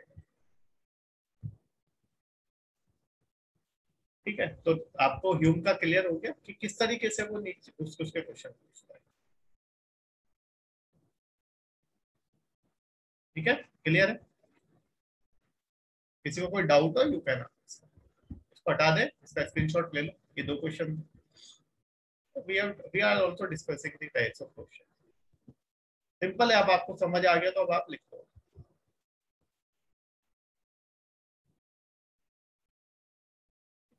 तो types of knowledge is clear, matter of fact and relation of idea. देखो यहाँ से जिसको ये दो चीजें पता थी वो लिख सकता था, जिसको ये दो वर्ड नहीं पता, relation of ideas and matter of fact, वो इसका आंसर नहीं लिख सकता। और जो ह्यूम को पढ़ेगा वो ये चीज जरूर पढ़ेगा उसकी प्रश्नोलॉजी। आगे चलते हैं। अब उसी की चीज को इसने डिटेल में बताया, पढ़ लेते हैं क्या बताया। According to Hume, first knowledge that is relation of ideas can be accepted as undoubtable knowledge, but we cannot regulate our lives on the basis of this knowledge. मैंने आपको पहले बताया 2 और 2 4 के बेसिस पे आपकी नॉलेज रेगुलेट नहीं होगी। नॉलेज आपकी लाइफ रेगुलेट करने के लिए साइंस चाहिए, एक्सपीरियंस चाहिए। Such type of knowledge is accepted by rationalist philosophers. PPS यहाँ पे डिनोट करता है philosophers, ठीक है। पीपीएस डिनोट करेगा फिलोसफर्स, और जहां पे पीपी लिखा होगा वो डिनोट करेंगे फिलोसफी। ये मैंने आपको बताया। Rationalist philosophers as valid knowledge, ठीक है। According to them, reason is the only source of valid knowledge and only reason can give us such type of knowledge. Being an empiricist, Hume believed that such type of knowledge cannot regulate our life. According to him, the knowledge that we find through experience can only regulate our life, but the knowledge that we find through experience has newness but it lacks undoubtable character which is present in the relation of ideas. Newness तो है लेकिन अनडाउटेबल नहीं। आप doubt कर सकते हो scientific knowledge को, ठीक है, आप अपने एक्सपीरियंस पे डाउट कर सकते हो, उसमें कोई वो नहीं, ठीक है। एक्सपीरियंस वाली नॉलेज डाउटेबल हो सकती है, आपको रोप की जगह स्नेक दिखाई दे सकता है, ठीक है। Therefore, Hume says that although experience guide our lives, but the knowledge we find through experience is doubtable. देखो डाउट क्रिएट करना है ना ये एक्सपीरियंस वाली नॉलेज पे, मतलब स्केप्टिसिज्म के बीच। all our experience knowledge और scientific knowledge is doubtable in nature. देखो साइंस जो है, साइंस ने अब बोला आप कोविड के लिए कोविशील्ड वैक्सीन लगवाओ, आपको कोरोना नहीं होगा। अब साइंस क्या बोल रही है कि डेल्टा प्लस वेरिएंट आया है तो उसमें कोविशील्ड आपकी इफेक्टिव नहीं है। इट मींस साइंस किस पे काम करती है, एक्सपेरिमेंट और ऑब्जर्वेशन पे, और वो चीजें चेंज होती रहती है। साइंस में ऐसा नहीं है कि जो नॉलेज है वो आपकी अनडाउटेबल, डाउट किया जा सकता है, आज कुछ और है उसमें चेंजेस हो सकते हैं, ठीक है। क्यों? क्योंकि वो किस पे बेस्ड है, आपकी एक्सपेरिमेंट एंड ऑब्जर्वेशन। लेकिन जो मैथमेटिकल नॉलेज है वो तो आपकी रीजनिंग, मेंटल रीजनिंग पे बेस्ड है। 2 और 2 4 ही होते हैं, वो 4 ही होते हैं, ठीक है। सर्किल आपका कैसा होता है, सर्कुलर होता है, वो सर्कुलर ही रहेगा। सर्किल आपका रेक्टेंगुलर नहीं बन सकता, circle mean circle, rectangle means rectangle, triangle means triangle, triangle means 3 sides, triangle का मतलब 4 साइड्स कभी नहीं होगा, ठीक है। तो यानी कि आपका जो साइंटिफिक नॉलेज है वो आपकी डाउटेबल है, लेकिन जो आपकी लॉजिक और मैथमेटिक्स में नॉलेज मिलती है वो कैसी, अनडाउटेबल कैरेक्टर की है। लेकिन उससे तो आपकी लाइफ रेगुलेट नहीं हो सकती ना, ट्राइंगल सर्किल इनसे मेरी लाइफ रेगुलेट नहीं हो सकती। मेरी लाइफ किससे रेगुलेट होगी, एक्सपीरियंस। मुझे कुछ भी खरीदने जाना है, एक्सपीरियंस के थ्रू मैं खरीदूं, ये चीज मुझे चाहिए, ये अच्छी है खराब है, ठीक है। डेली लाइफ में भी एक्सपीरियंस ही आपका काम आता है, तो वो सब आपका, आपको पता होना चाहिए गर्म पानी कैसा होता है, ठंडा पानी कैसा होता है। गर्म पानी ज्यादा, अगर आपने डायरेक्ट बहुत ज्यादा गर्म पानी पी लिया सब कुछ जल जाएगा, गर्म पानी आप पे गिर गया तो जल जाएगा। ज्यादा ठंडा पानी पी लिया तो वो भी दिक्कत करेगा, ठीक है। तो आपको सब पता होना चाहिए, ऐसा नहीं कि गरम गरम पानी लाए, ठीक है, उसको कैसे करोगे, उसमें देखोगे आपकी भाप उड़ रही है, हाथ डाल के चेक करोगे, वो एक्सपीरियंस पे बेस्ड है, वो आपकी लाइफ को रेगुलेट करता है, ठीक है। कौन सी मेडिसिन लेनी है आपको, वो भी किससे, डॉक्टर से आप लोगे, एडवाइस लोगे या कहीं देख के लोगे। ऐसा नहीं है कि हर बीमारी के लिए एक ही मेडिसिन ली सही हो, 2 और 2 4 की तरह। तो लाइफ रेगुलेट करता है हमारा क्या, एक्सपीरियंस। लेकिन एक्सपीरियंस कैसा है आपका, एक्सपीरियंस पे आप डाउट क्रिएट कर सकते हो, ठीक है जी।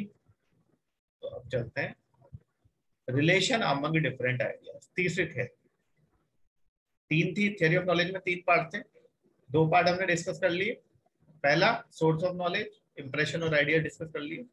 दूसरा आपका टाइप्स ऑफ नॉलेज, वो डिस्कस कर लिया हमने, relation of ideas, matter of fact, and third is relation. तो 3 चीजें थी, सोर्स, टाइप एंड रिलेशन। इस तरह से याद रखा, तो HTR। सबसे पहले सोर्स ऑफ नॉलेज लिखना है, उसमें इंप्रेशन और ऑफ आइडियाज लिखना है। टाइप्स ऑफ नॉलेज लिखना है, उसमें रिलेशन ऑफ आइडियाज और मैटर ऑफ फैक्ट लिखना है। और तीसरा relation of among different ideas. क्योंकि ह्यूम ने क्या बोला कि भाई 2 आइडियाज या 2 इंप्रेशन में कोई रिलेशन नहीं है, लेकिन कई बार हमें लगता है ऐसा कि भाई 2 इंप्रेशन में कोई रिलेशन है, तो फिर उसको आप कैसे एक्सप्लेन करोगे। तो उसको एक्सप्लेन करने के लिए इसने 3 लॉ दिए।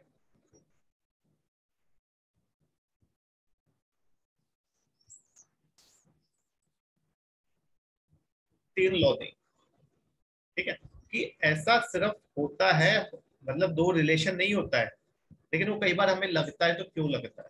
मतलब इसका कहना ये है, जैसे कैट है, तो कैट के साथ हमें बैड लक जो करता है, ऐसा क्यों होता है। तो वो इसके लिए 3 लॉ समझा रहा है, क्योंकि ऐसा उसके हिसाब से ऐसा है नहीं, ये साइकोलॉजिकल है। तो साइकोलॉजिकल भी क्यों है, उसके लिए उसने एक्सप्लेनेशन दिया है, ठीक है।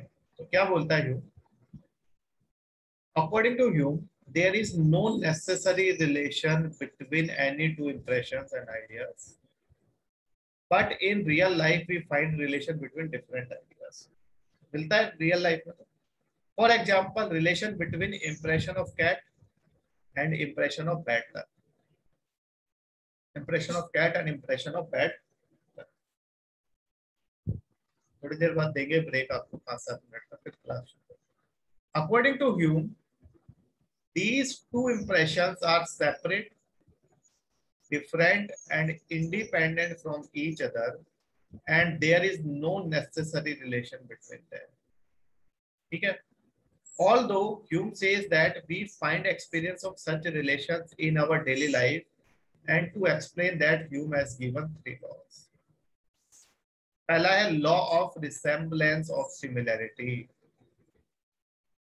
ठीक है, law of resemblance मतलब आपको कोई एक ऐसी चीज दिखी जो आपको पहले कभी महसूस हुई हो तो आप वैसे ही मान लेते हो. For example, similarity means a perception occurs to the mind and it reminds us of other similar ideas. For example, आपने कभी कोई एक्सीडेंट देखा हो,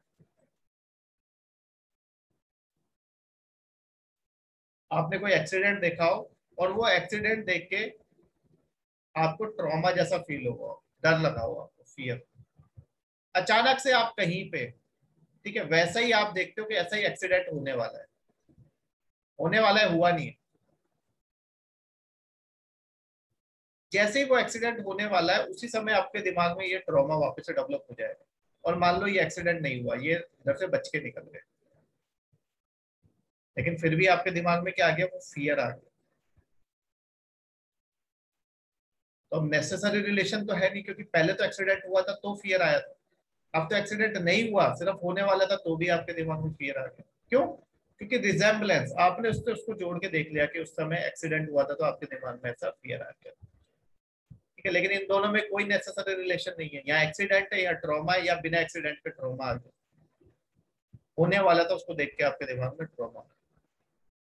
ठीक है, तो ये है आपका क्या, रिजेम्बलेंस ऑफ सिमिलरिटी. वैसी चीज आप देखते हैं.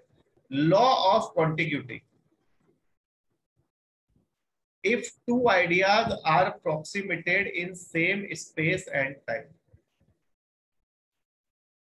जब दो आइडियाज आपके सेम स्पेस और सेम टाइम, ठीक है, दो चीजें एक साथ हुई तो आप उन दो चीजों को क्या करते हो, रिलेट करके देख लेते हो. लेकिन ऐसा नहीं होता है, अगली बार वो दो चीजें एक साथ नहीं हो सकती. ठीक है, एक अलग टाइम पे होगी, दूसरी अलग टाइम पे होगी. तो आप जब कोई दो चीजें एक साथ हो रही है तो दो चीजों को आप एक साथ रिलेट करके देख लेते हो. ठीक है, जैसे फॉर एग्जाम्पल चाइना और कोविड-19.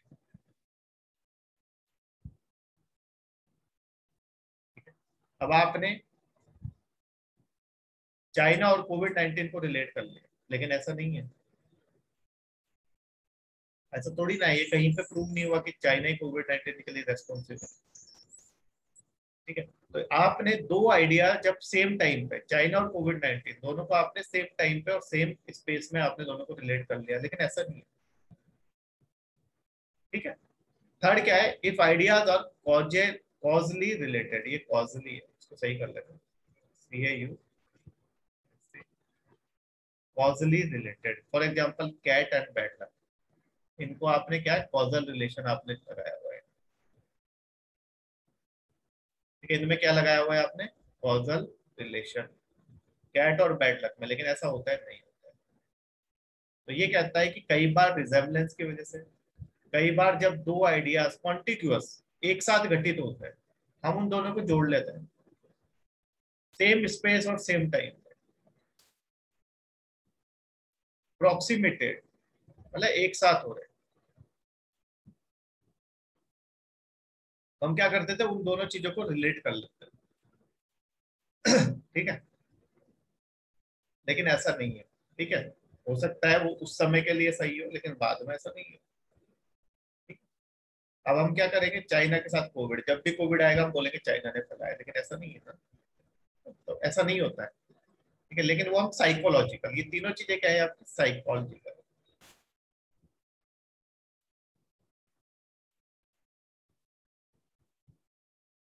तो उसने इन तीनों को एक्सप्लेन करने के लिए तीन आपके लॉ दिए. ये तीनों लॉ आपको याद रखने, how to explain relation among different ideas. Is it clear? तो ये आपको क्लियर होना चाहिए. ठीक है, तो पेपर के लिए आपको अगर इसकी थ्योरी ऑफ नॉलेज लिखोगे तो सबसे पहले सोर्स लिखोगे, दूसरे नंबर पे टाइप्स और तीसरे नंबर पे relation. Is it clear? In this way you have to remember. Now scepticism is clear. ठीक है, स्केप्टिसिज्म आपको क्लियर है, बस पढ़ लेते हैं क्या है scepticism. Scepticism is clear. Empiricism, which was supported by Locke and Berkeley, finally culminates in skepticism in Hume's philosophy. ठीक है? According to skepticism, no empirical knowledge can be accepted as certain and undoubtable. ठीक है? All empirical knowledge is probable. Probable means doubtable in nature. This theory has denied the possibility of universal, certain, and undoubtable knowledge on the basis of experience. Experience के basis पे आपको नहीं मिल सकती. So here it is clear that knowledge itself is not denied. देखो Hume knowledge deny नहीं कर रहा है, knowledge है, but rather the possibility of certain and undoubtable knowledge on the basis of experience is denied. Knowledge मिल रही है, knowledge को deny कोई नहीं कर रहा है. देखो दोनों में difference है. No one is denying knowledge. Hume is not denying knowledge. He is denying certain and undoubtable knowledge on the basis of experience. This is what he wants to say. Knowledge deny नहीं कर रहे हो, लेकिन certain and undoubtable knowledge. For example, God है. अब आप God में believe करते हो. That is a kind of knowledge. आपको God में believe, but this is not certain and doubtable. Certain and undoubtable. God को आप prove नहीं कर सकते. ऐसे ह्यूम कह रहा है नॉलेज को वो डिनाई नहीं कर रहा है, किसी भी तरह की नॉलेज हो. He is not denying, but he is denying certain and undoubtable knowledge on the basis of experience. क्योंकि एक्सपीरियंस के बेसिस पे सारी नॉलेज क्या है हमारी, डाउटेबल. यू कैन डाउट कि आगे जाके चेंज हो सकती है.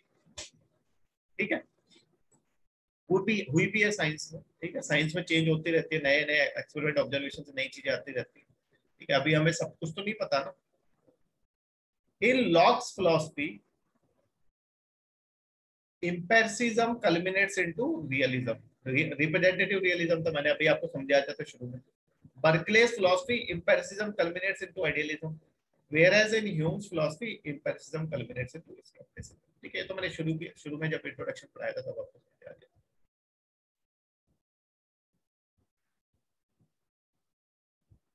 कंटिन्यूएशन में वही चीज है. According to Hume, in experience, first of all, we find impressions, and ideas are the faint images of impressions. ठीक है, impressions are direct object of our knowledge. All impressions are separate, different, and independent from each other. Yes, skepticism में ही continuous है. ठीक है ना, ये यहाँ पे 3 डॉट आपको दिखाते हैं कंटिन्यू, तो यहाँ पे skepticism ही कंटिन्यू. ठीक है, जब skepticism का क्वेश्चन आएगा तो पूरा लिखना है. There is no necessary relation between any two impressions. According to Hume, impression of cause is separate, different, and independent from impression of effect. Cat से bad luck दोनों अलग अलग है. It means that there is no necessary relation between cause and effect. According to Hume, science accepts cause-effect theory, according to which every effect has a cause and there is similarity between cause and effect. ये हम पढ़ चुके. Science accepts cause-effect theory as universal. Science believes that if effect is there, then ये then आपका गलत है, THEN होगा. इसमें टाइप किया उसको थोड़ी गलती, मैंने मॉडिफाई कर दिया लेकिन कहीं पे थोड़ी बहुत मिस्टेक है. ये then अलग होगा.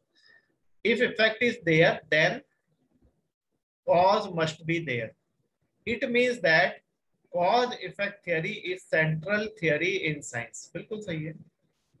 According to Hume, there is no necessary relation between cause and effect, and because science is based on cause effect theory, so we can create doubt upon all our scientific knowledge. It means that all our scientific knowledge is doubtable in nature. Is it clear? तो इस पूरी line का मतलब यही है। आप चाहो तो इसको ये तो आपके नोट्स में ऐसे कैसे लिखा हुआ है, कॉपी है। अब चाहो तो इसको एक लाइन में लिख सकते हो कि क्यों, क्योंकि कॉज और इफेक्ट में कोई नेसेसरी रिलेशन नहीं है, तो all over scientific knowledge is doubtable in nature. You can right it in 2 lines. ठीक है, कॉज इफेक्ट में कोई रिलेशन नहीं है नेसेसरी, तो all over scientific knowledge is doubtable in nature according to Hume. ठीक है, अब आगे क्या है, it is to be noted that Hume has not denied scientific knowledge, देखा, but he has denied possibility of undoubtable knowledge on the basis of experience. Knowledge को deny नहीं कर रहा है, अनडाउटेबल नॉलेज को डिनाई कर रहा है on the basis of experience. ठीक है जी, तो ये है आपका स्केप्टिसिज्म। अब इसका रहता है थियरी ऑफ कॉजेलिटी। ठीक है, थियरी ऑफ कॉजेलिटी आपको मैं क्या टाइम हुआ, 11:11 हो रहे, 11:20 पे मैं क्लास रिज्यूम करूंगा। ठीक है ना, 9 मिनट का ब्रेक है आपके लिए, कुछ करना है, पानी वानी पीता है पी लीजिए, उसके आगे कंटिन्यू करें।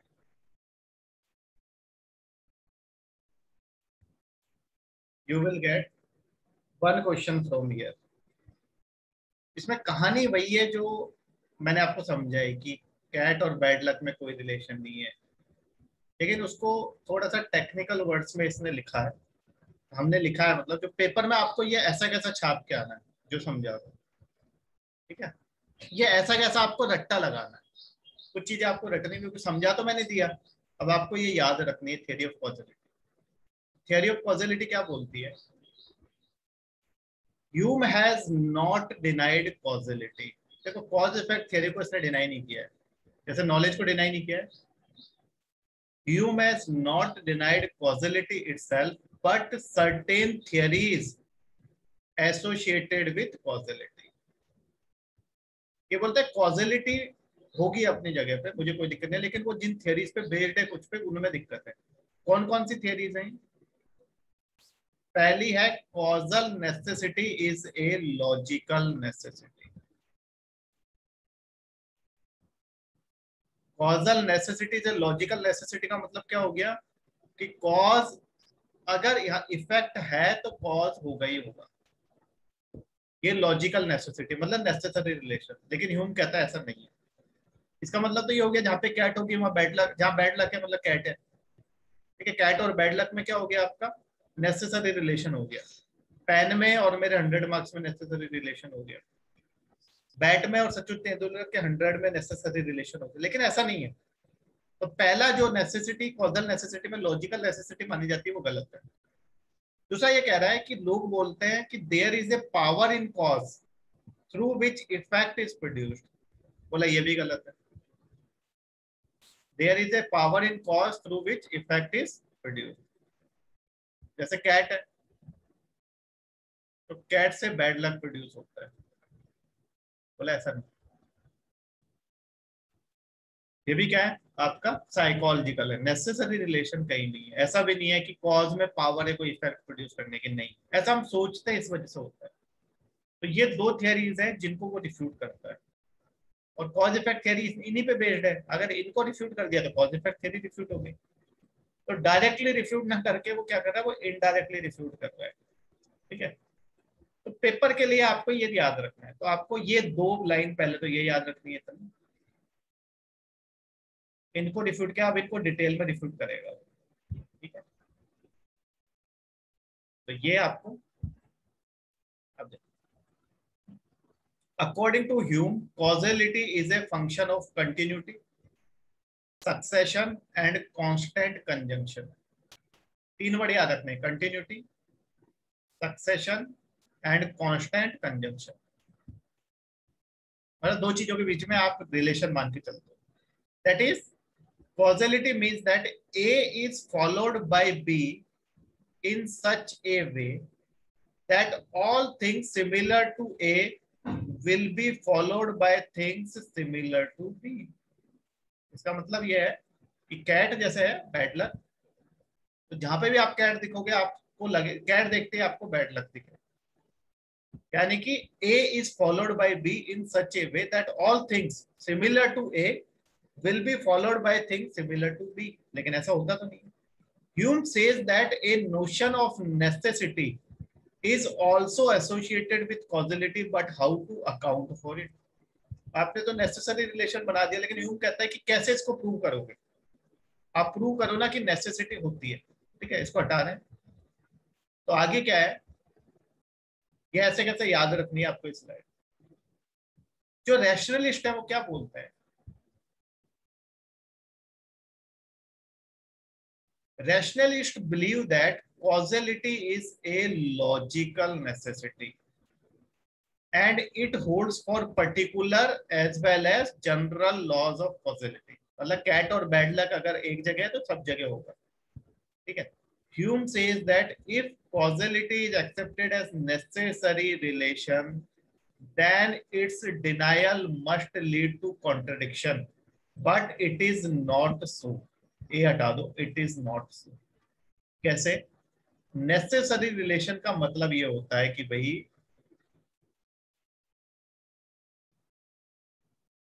Logical necessity means necessary relation,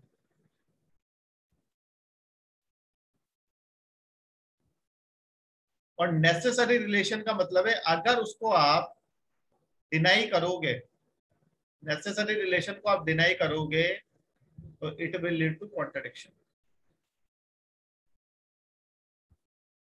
for example 2 + 2 4 is equal to 4, ये नेसेसरी रिलेशन है।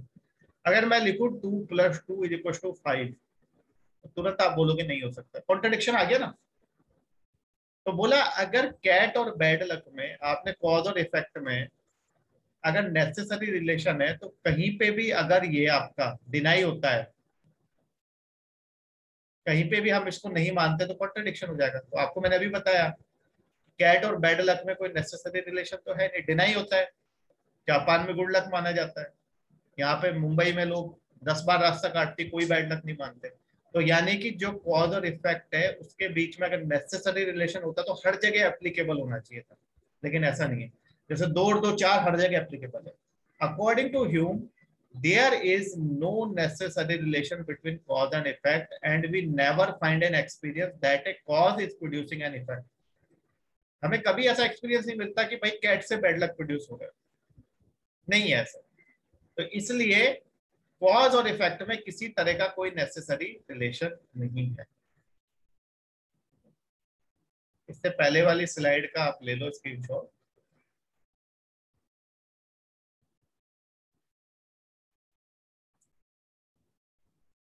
ये थ्योरी ऑफ कॉजुअलिटी की first slide, this is your second slide. ये फर्स्ट स्लाइड है, this is your second slide, ठीक है। तो सिंपल सा लॉजिक है, रैशनलिस्ट लॉजिकल नेसेसिटी मानते हैं उसको, लेकिन ऐसा नहीं है। ह्यूम क्या कहता है, अगर नेसेसरी रिलेशन है तो it must hold for every cause, सब जगह होल्ड करना चाहिए। It must hold everywhere, everywhere in the world. जैसे आपने स्मोक और फायर का देखा, तो स्मोक और फायर का भी ह्यूम नहीं मानेगा। क्यों नहीं मानेगा? क्योंकि स्मोक और फायर के सारे केसेस तो आप वेरीफाई नहीं कर सकते। कई जगह पे उसका कहना है कि आपका इन दोनों में नेसेसरी रिलेशन नहीं भी हो सकता है, जैसे चारवाक ने बोला। ऐसे ही कैट और बैड लक कुछ जगहों पे होल्ड कर सकता है, सब जगह तो होल्ड नहीं करेगा। बैट और 100 वो आपके रन कुछ केसेस में हो सकता है, लक्की बैट 100 स्कोर, या कुछ जगह पे लक्की पैन 100 आउट ऑफ 100, या कुछ जगह पे लक्की शर्ट, ठीक है, लक्की डे।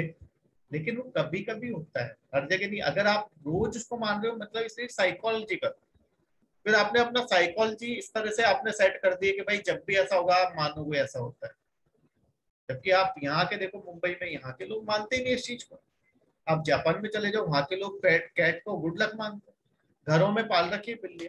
पहले के जमाने में ये फालतू की चीजें फैलाई गई थी कि कैट और बैड लक, ठीक है। ये सब चीजें क्यों फैलाई जाती है? किसी को कोई अपने फायदे के लिए फैलाता है। सुपरस्टिशंस, इन पे हम जीते हैं तो फिर क्या है, किसी सेक्शन का फायदा है इसलिए। तो आजकल थोड़ा सा क्या है, साइंटिफिक टेम्पर, इसलिए हमारे यहाँ बोला जाता है कॉन्स्टिट्यूशन में साइंटिफिक टेम्पर डेवलप करो, ठीक है।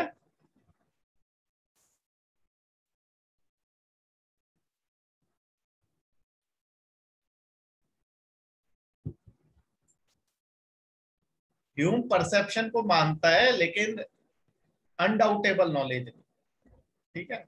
वो बोल रहा है नॉलेज है लेकिन अनडाउटेबल, ठीक है, तो रैशनलिस्ट का ये पहला पॉइंट है, रैशनलिस्ट का ये जो आपका फर्स्ट पॉइंट है, causal necessity is a logical necessity, ऐसा कौन मानते हैं? आपके रैशनलिस्ट मानते हैं। ठीक है, रैशनलिस्ट इस चीज को मानते हैं, तो ह्यूम ने इस चीज को रिफ्यूट कर दिया। इस पॉइंट को कौन मानते हैं? Rationalist. Logical necessity, logical necessity means necessary relation.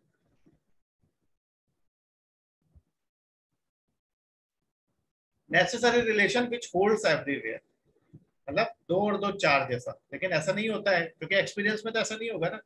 Hume तो एक्सपीरियंस की बात कर रहा है, ठीक है, उसने एक्सपीरियंस वाली नॉलेज को रियल नॉलेज माना है। तो पहला रैशनलिस्ट का व्यू ये क्या कर देता है? रिफ्यूट कर देता है। ठीक है, कौन सा वाला? नेसेसरी रिलेशन वाला। अब आगे चलते हैं। दूसरा क्या है? हमें कभी ऐसा एक्सपीरियंस भी नहीं होता कि cause is producing an effect. अगर कैट बैड लक प्रोड्यूस करती तो सब जगह होना चाहिए था बैड लक। वो तो साइकोलॉजिकल हो गया कि भाई आपने एक जगह पे मान लिया, कहीं पे नहीं माना। क्या होता है कि दूसरा कैट ने बैड लक, कैट और बैड लक रिलेट कर लिया आपने, आप खड़े हो गए, दूसरे ने रास्ता काटा, उसका काम बिगड़ जाएगा, आपका काम सही हो जाएगा।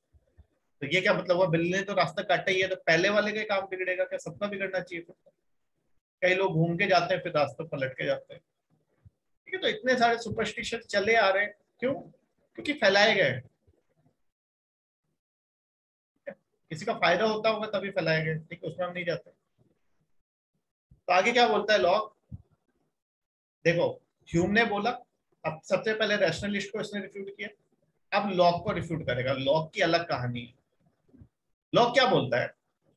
that everything must have a cause and it is a logical truth, because if a thing does not have a cause then it means that it is coming out of nothing, it is coming out of nothing. क्यों क्या बोल रहा है? there is no necessary relation between cause and effect. Lock क्या बोल रहा है?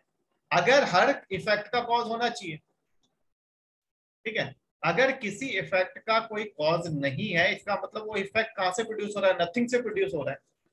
लेकिन नथिंग से तो नथिंग ही निकलेगा, तो ह्यूम गलत है। तो लॉ क्या कहता है? एक्स निहिलो निहिल फिट, ये वर्ड याद रखना है। It means nothing comes out of nothing. तो उसका कहना है कि इफेक्ट का कॉज होना ही चाहिए।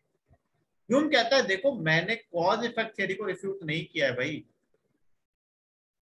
मैंने नेसेसरी रिलेशन को रिफ्यूट किया है। मैं ये कह रहा हूं कि जरूरी नहीं है कि इस इफेक्ट का कॉज यही होगा। कॉज तो होगा उसका, लेकिन कोई और भी कॉज हो सकता है।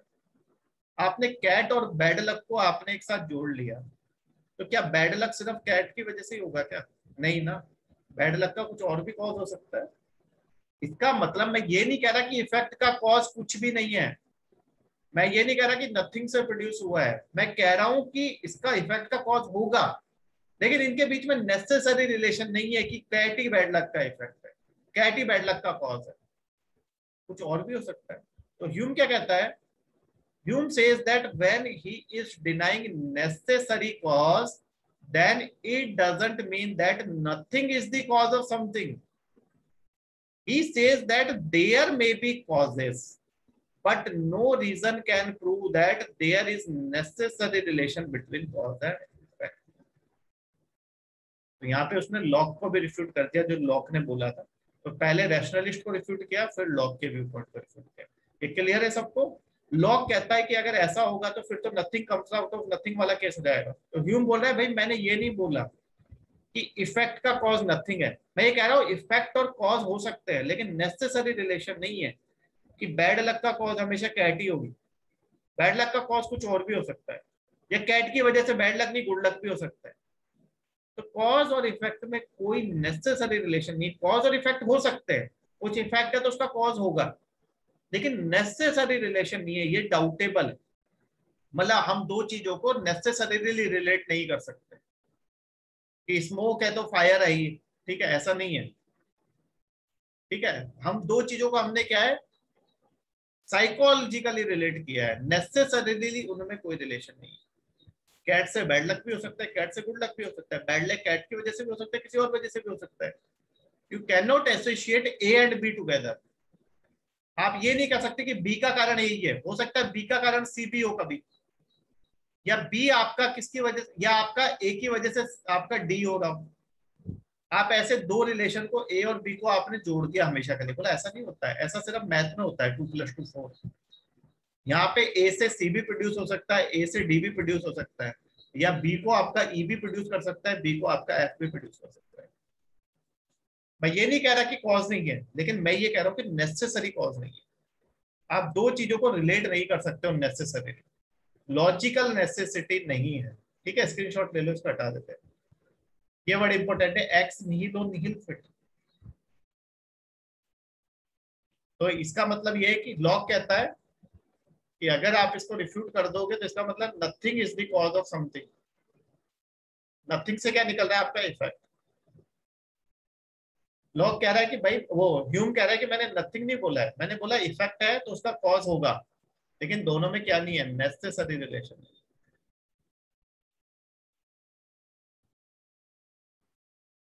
ठीक है, आगे चलते हैं। ये इंपॉर्टेंट है, ये आपको पूरा लिखना है। ठीक है, 15-20 नंबर का क्वेश्चन आएगा। तीसरी स्लाइड है ये। Now next slide. ठीक है, ये लास्ट स्लाइड है, कॉज इफेक्ट थ्योरी। अब बर्कले आ गया पिक्चर में। सबसे पहले रैशनलिस्ट आए,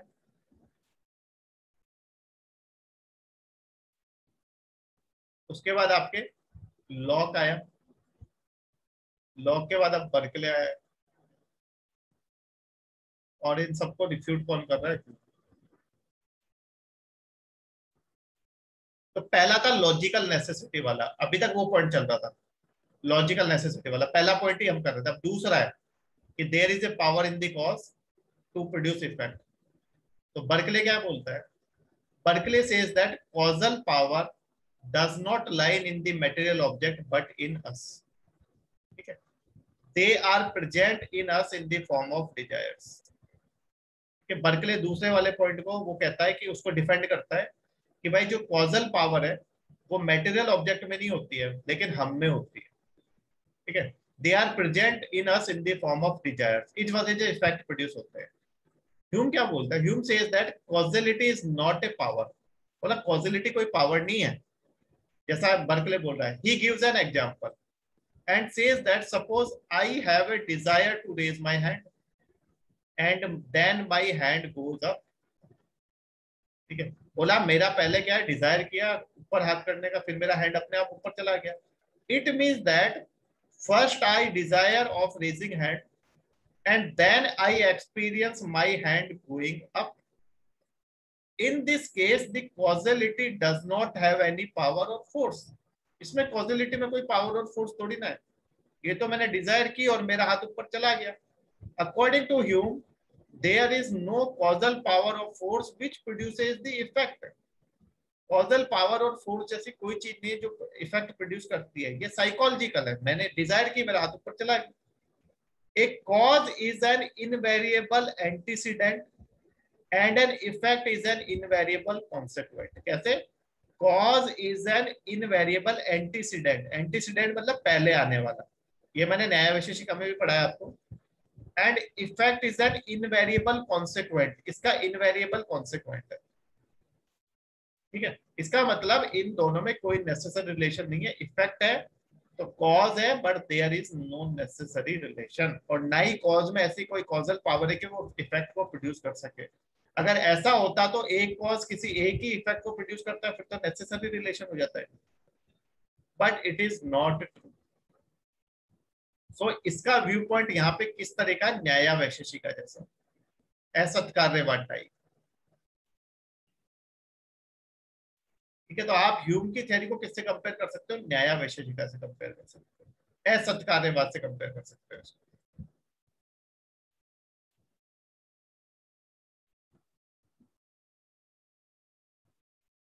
ठीक है, ले लो स्क्रीनशॉट, हटा देते हैं इसको।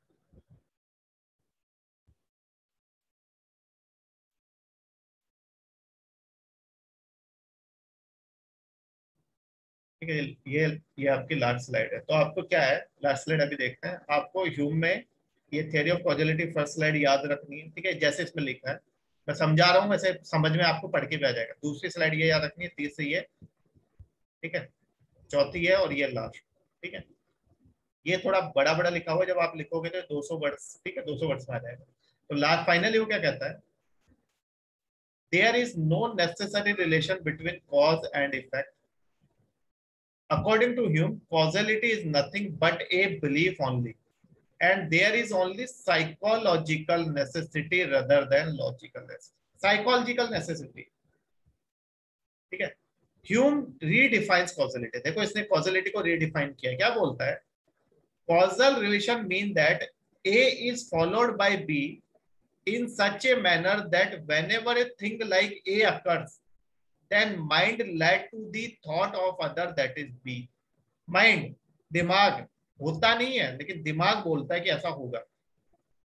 Hume concludes that causality is a constant conjunction between A and B. He says that when there is a cause, then mind led to the expectation that effect should also be true। ठीक है, ये कैसा है, mind का खेल है सारा, क्या है, साइकोलॉजिकल है। There is no logical truth in it. ऐसा कैट और बैड लक कैसा है, साइकोलॉजिकल है। कैट को देखा, दिमाग में बैड लक आ गया, लेकिन ऐसा नहीं है ना भाई। उसने बोला जब ए अकर होगा तो आपका माइंड क्या बोलेगा कि बी भी आएगा, लेकिन ऐसा नहीं है कि हमेशा ए होगा तो बी हो गई। लेकिन माइंड ऐसा बना लिया आपने, साइकोलॉजिकल कर लिया, नेसेसरी नहीं है, नेसेसिटी नहीं है वहां पे, लॉजिकल नेसेसिटी नहीं है वहां पे। भाई न्याय ने असत कार्यवाद माना है,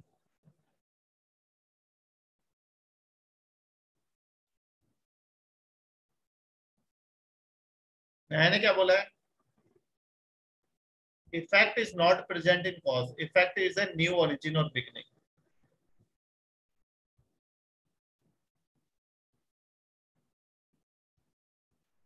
ये तो बोला है उसने, effect is not present in cause, cause में प्रेजेंट नहीं होता है। ठीक है, यानी कि उसने भी जो सत्कार्यवाद था कि कॉज में प्रोड्यूस होगा, कॉज में प्रेजेंट होगा हमेशा, उस बात को नहीं माना है।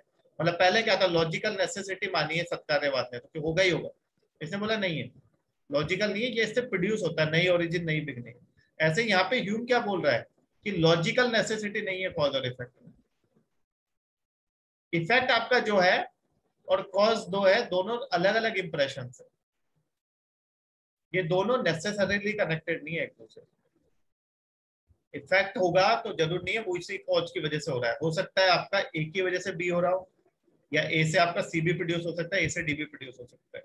आप ये नहीं कह सकते कि ए है तो बी होगा वहां पे। लेकिन हमारा दिमाग किस तरह से सोचता है कि ए है तो बी होगा, लेकिन ऐसा नहीं है। कैट है तो बैड लक होगा ही होगा, ऐसा नहीं है ना भाई। लक्की पेन से लिखोगे तो 100 मार्क्स आएंगे, ऐसा ही नहीं है, यूपीएससी निकल जाएगा, ऐसा नहीं है ना। तो जो आपका नेसेसरी रिलेशन नहीं है, तो दिस इज योर कॉजलिटी। इसमें किसी को डाउट हो, you can ask, because you will get one question on this, you have to write in this way. ठीक है, और अगर 10 नंबर शॉर्ट नोट आता है तो इसको थोड़ा सा छोटा कर ले। ठीक है, इसको आप एक लाइन में कर सकते हो। ठीक है, कि rationalist believe that causality is a logical necessity but Hume denies it.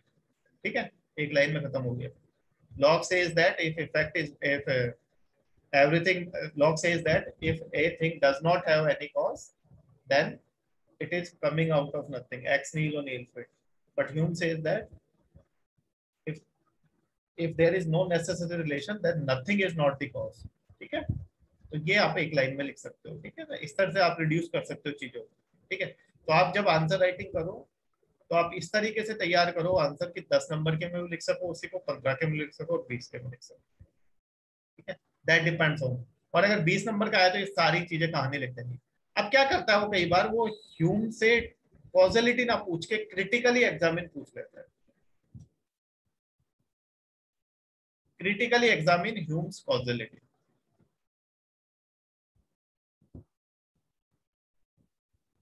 Critically examine, critically का मतलब अब आपको क्रिटिक्स क्रिटिसिज्म्स देखने हैं। ठीक है, तो जब क्रिटिसिज्म आपको देखने हो तो आपको क्रिटिसिज्म लिखना है, तो क्रिटिसिज्म किसने किया, कांट ने, तो ये इंपॉर्टेंट हो जाता है। लेकिन सबसे पहले आपको ह्यूम की कॉज इफेक्ट थ्योरी तो आपको डिफाइन करनी पड़ेगी। उसमें आपको 8-10 लाइनें लिखनी पड़ेंगी कि ह्यूम ने कॉजलिटी को रिफ्यूट नहीं किया, उसने थियरीज को रिफ्यूट किया that causality is a logical necessity and there is a power in the cause to produce the effect. He has refuted rationalist view, he has refuted Locke's view, he has refuted Berkeley's view, and finally he says that there is no logical necessity but psychological necessity is there. समझ गए? इस तरह से आपको लिखना है. फिर आपको लिखना है criticism, that he has been criticized by Kant on the following ground. ठीक है, समझ गए बात को किस तरह से आंसर लिखना होता है. अब ह्यूम ने कॉजल नेसेसिटी को क्या बोला है? Causal necessity not logical but psychological. ठीक है. Hume has said that it is not possible to prove cause-effect theory on the basis of reason or experience. Kant has refuted this thought because if it is accepted, then it will lead to skepticism. Kant has given an epistemological account rather than psychological account given by Hume. ये बड़े याद रखना है, epistemological account. ठीक है. लेकिन कमाल की बात यह है कि कांट भी इसको रिफ्यूट नहीं कर पाया क्योंकि इसकी थ्योरी सही है. कांट ने कोशिश की लेकिन रिफ्यूट नहीं कर पाया. देखते हैं आगे. कई बार वो पूछता भी है कि was Kant successful in refuting Hume's causality? No. He has tried but he was not successful. क्यों नहीं हुआ सक्सेसफुल? देखो. Kant and Hume agree on few points such as causality belongs to subjects only and not to the object. ठीक है, subject से belong करती है. Causality cannot be proved neither through experience. Causality cannot be proved, यहाँ neither कर लेना, neither through experience nor through reason. ठीक है, neither through experience nor through reason नहीं कर सकते produce. But Kant differs on Hume on few points. But Kant differs with Hume on few points. He says that causality is a presupposition. देखो, इसने presupposition मान लिया कि पहले से ही मान के चलना है कि भाई cause effect theory सही है. That makes experience itself possible. इसका कहने का मतलब ह्यूम क्या कहता है? ह्यूम कहता है कि हम एक्सपीरियंस करते हैं, फिर हम एक्सपीरियंस के थ्रू देखते हैं कि कॉज इफेक्ट थ्योरी को प्रूव नहीं किया जा सकता, लॉजिकल नेसेसिटी नहीं. कांट बोलता है कि पहले आप कॉज इफेक्ट थ्योरी को मानो, उसके बाद आपका एक्सपीरियंस करने में आपको हेल्प मिलेगी. ठीक है, समझ गए आप बात को? तो इसने प्री सपोजिशन कि पहले ही मानना पड़ेगा तभी हम एक्सपीरियंस हमारा पॉसिबल है. This is known as transcendental argument.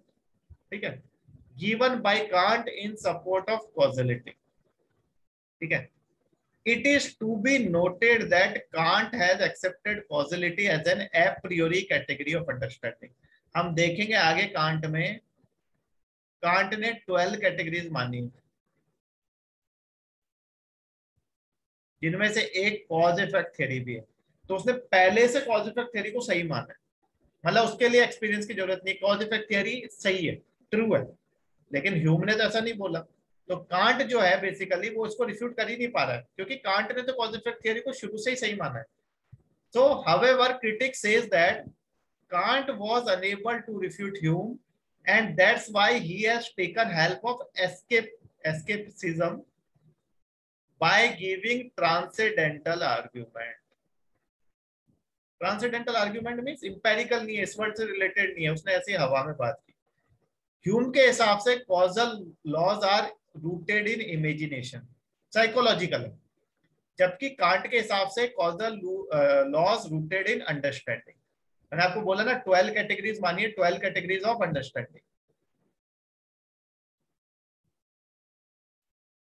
और उनमें से कॉज इफेक्ट थ्योरी जो पहले से हमारे माइंड में एग्जिस्ट करती है, उसको प्रूव करने की जरूरत नहीं है. लेकिन ह्यूम के हिसाब से सब चीज एक्सपीरियंस से पॉसिबल है.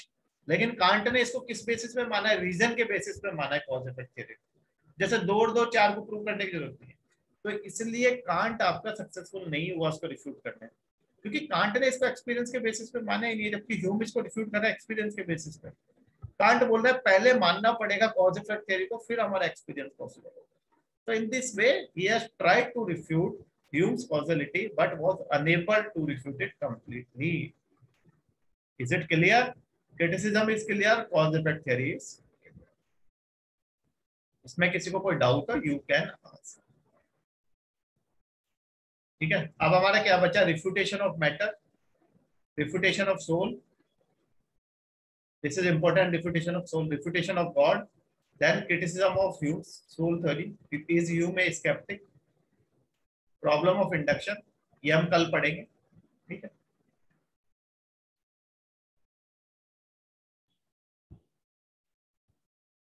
ये हम कल पढ़ेंगे. ठीक है, और इसके अलावा कल हम क्या पढ़ेंगे और भी दिखा देता हूँ आपको. कल ये दोनों चीजें कंप्लीट हो जाएंगी.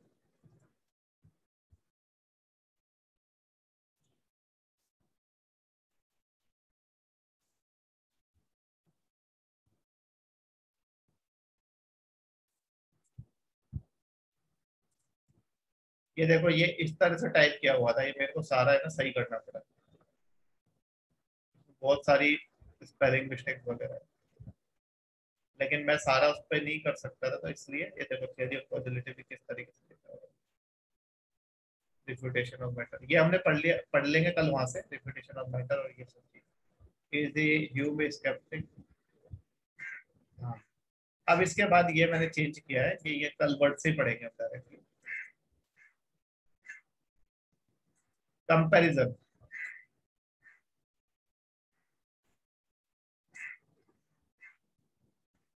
ठीक है, तीनों का कंपैरिजन देखेंगे. ठीक है, किस किस का?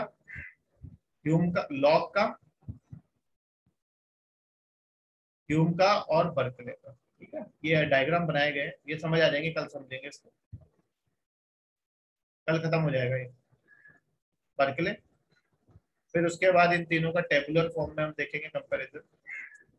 ये इसका एसेंस है पूरा, तीनों में डिफरेंस. ठीक है, लॉक, बर्कले और ह्यूम में.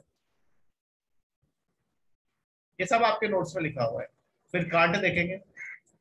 कांट की बुक्स वगैरह तो पेपर में क्या, ये इंपॉर्टेंट है. जजमेंट, यहाँ से क्वेश्चन आता है. जजमेंट देखेंगे. कितने तरह के होते हैं? 4 तरह के. एप्रियोरी, एपोस्टेरियरी, सिंथेटिक और आपका एनालिटिकल. ओके, कल ये देखेंगे. फिर नेक्स्ट जो आएगा सैटरडे संडे, उसमें कांट खत्म कर देंगे और साथ में हीगल या मूर में से एक खत्म कर देंगे. ठीक है, और आपको ये स्लाइड चाहिए तो I can share with you. ठीक है, अगर आपको ये स्लाइड चाहिए I can share with you. अगर आपको नोट्स चाहिए, बाकी everything is written in your notes, hand written notes पे लिखा हुआ है. If you want these slides then tell me, I will share. हाँ, अभी वीकेंड्स में ही होगी क्लास. कल होगी अब आपकी सेम टाइम पे 9:30 पे. ओके, कल आपका ये बाकी का टॉपिक हम खत्म कर देंगे. ठीक है, and if you want slides I can share it with you. I can share in the group. और नहीं चाहिए तो बता दो, मैं अपनी मेहनत नहीं है, ये सब मैंने लिखा हुआ है आपके नोट्स में. ठीक है, everything is written in your notes. If you want slides then you can message me. Okay, तो आज के लिए इतना ही, बाकी का हम करते हैं.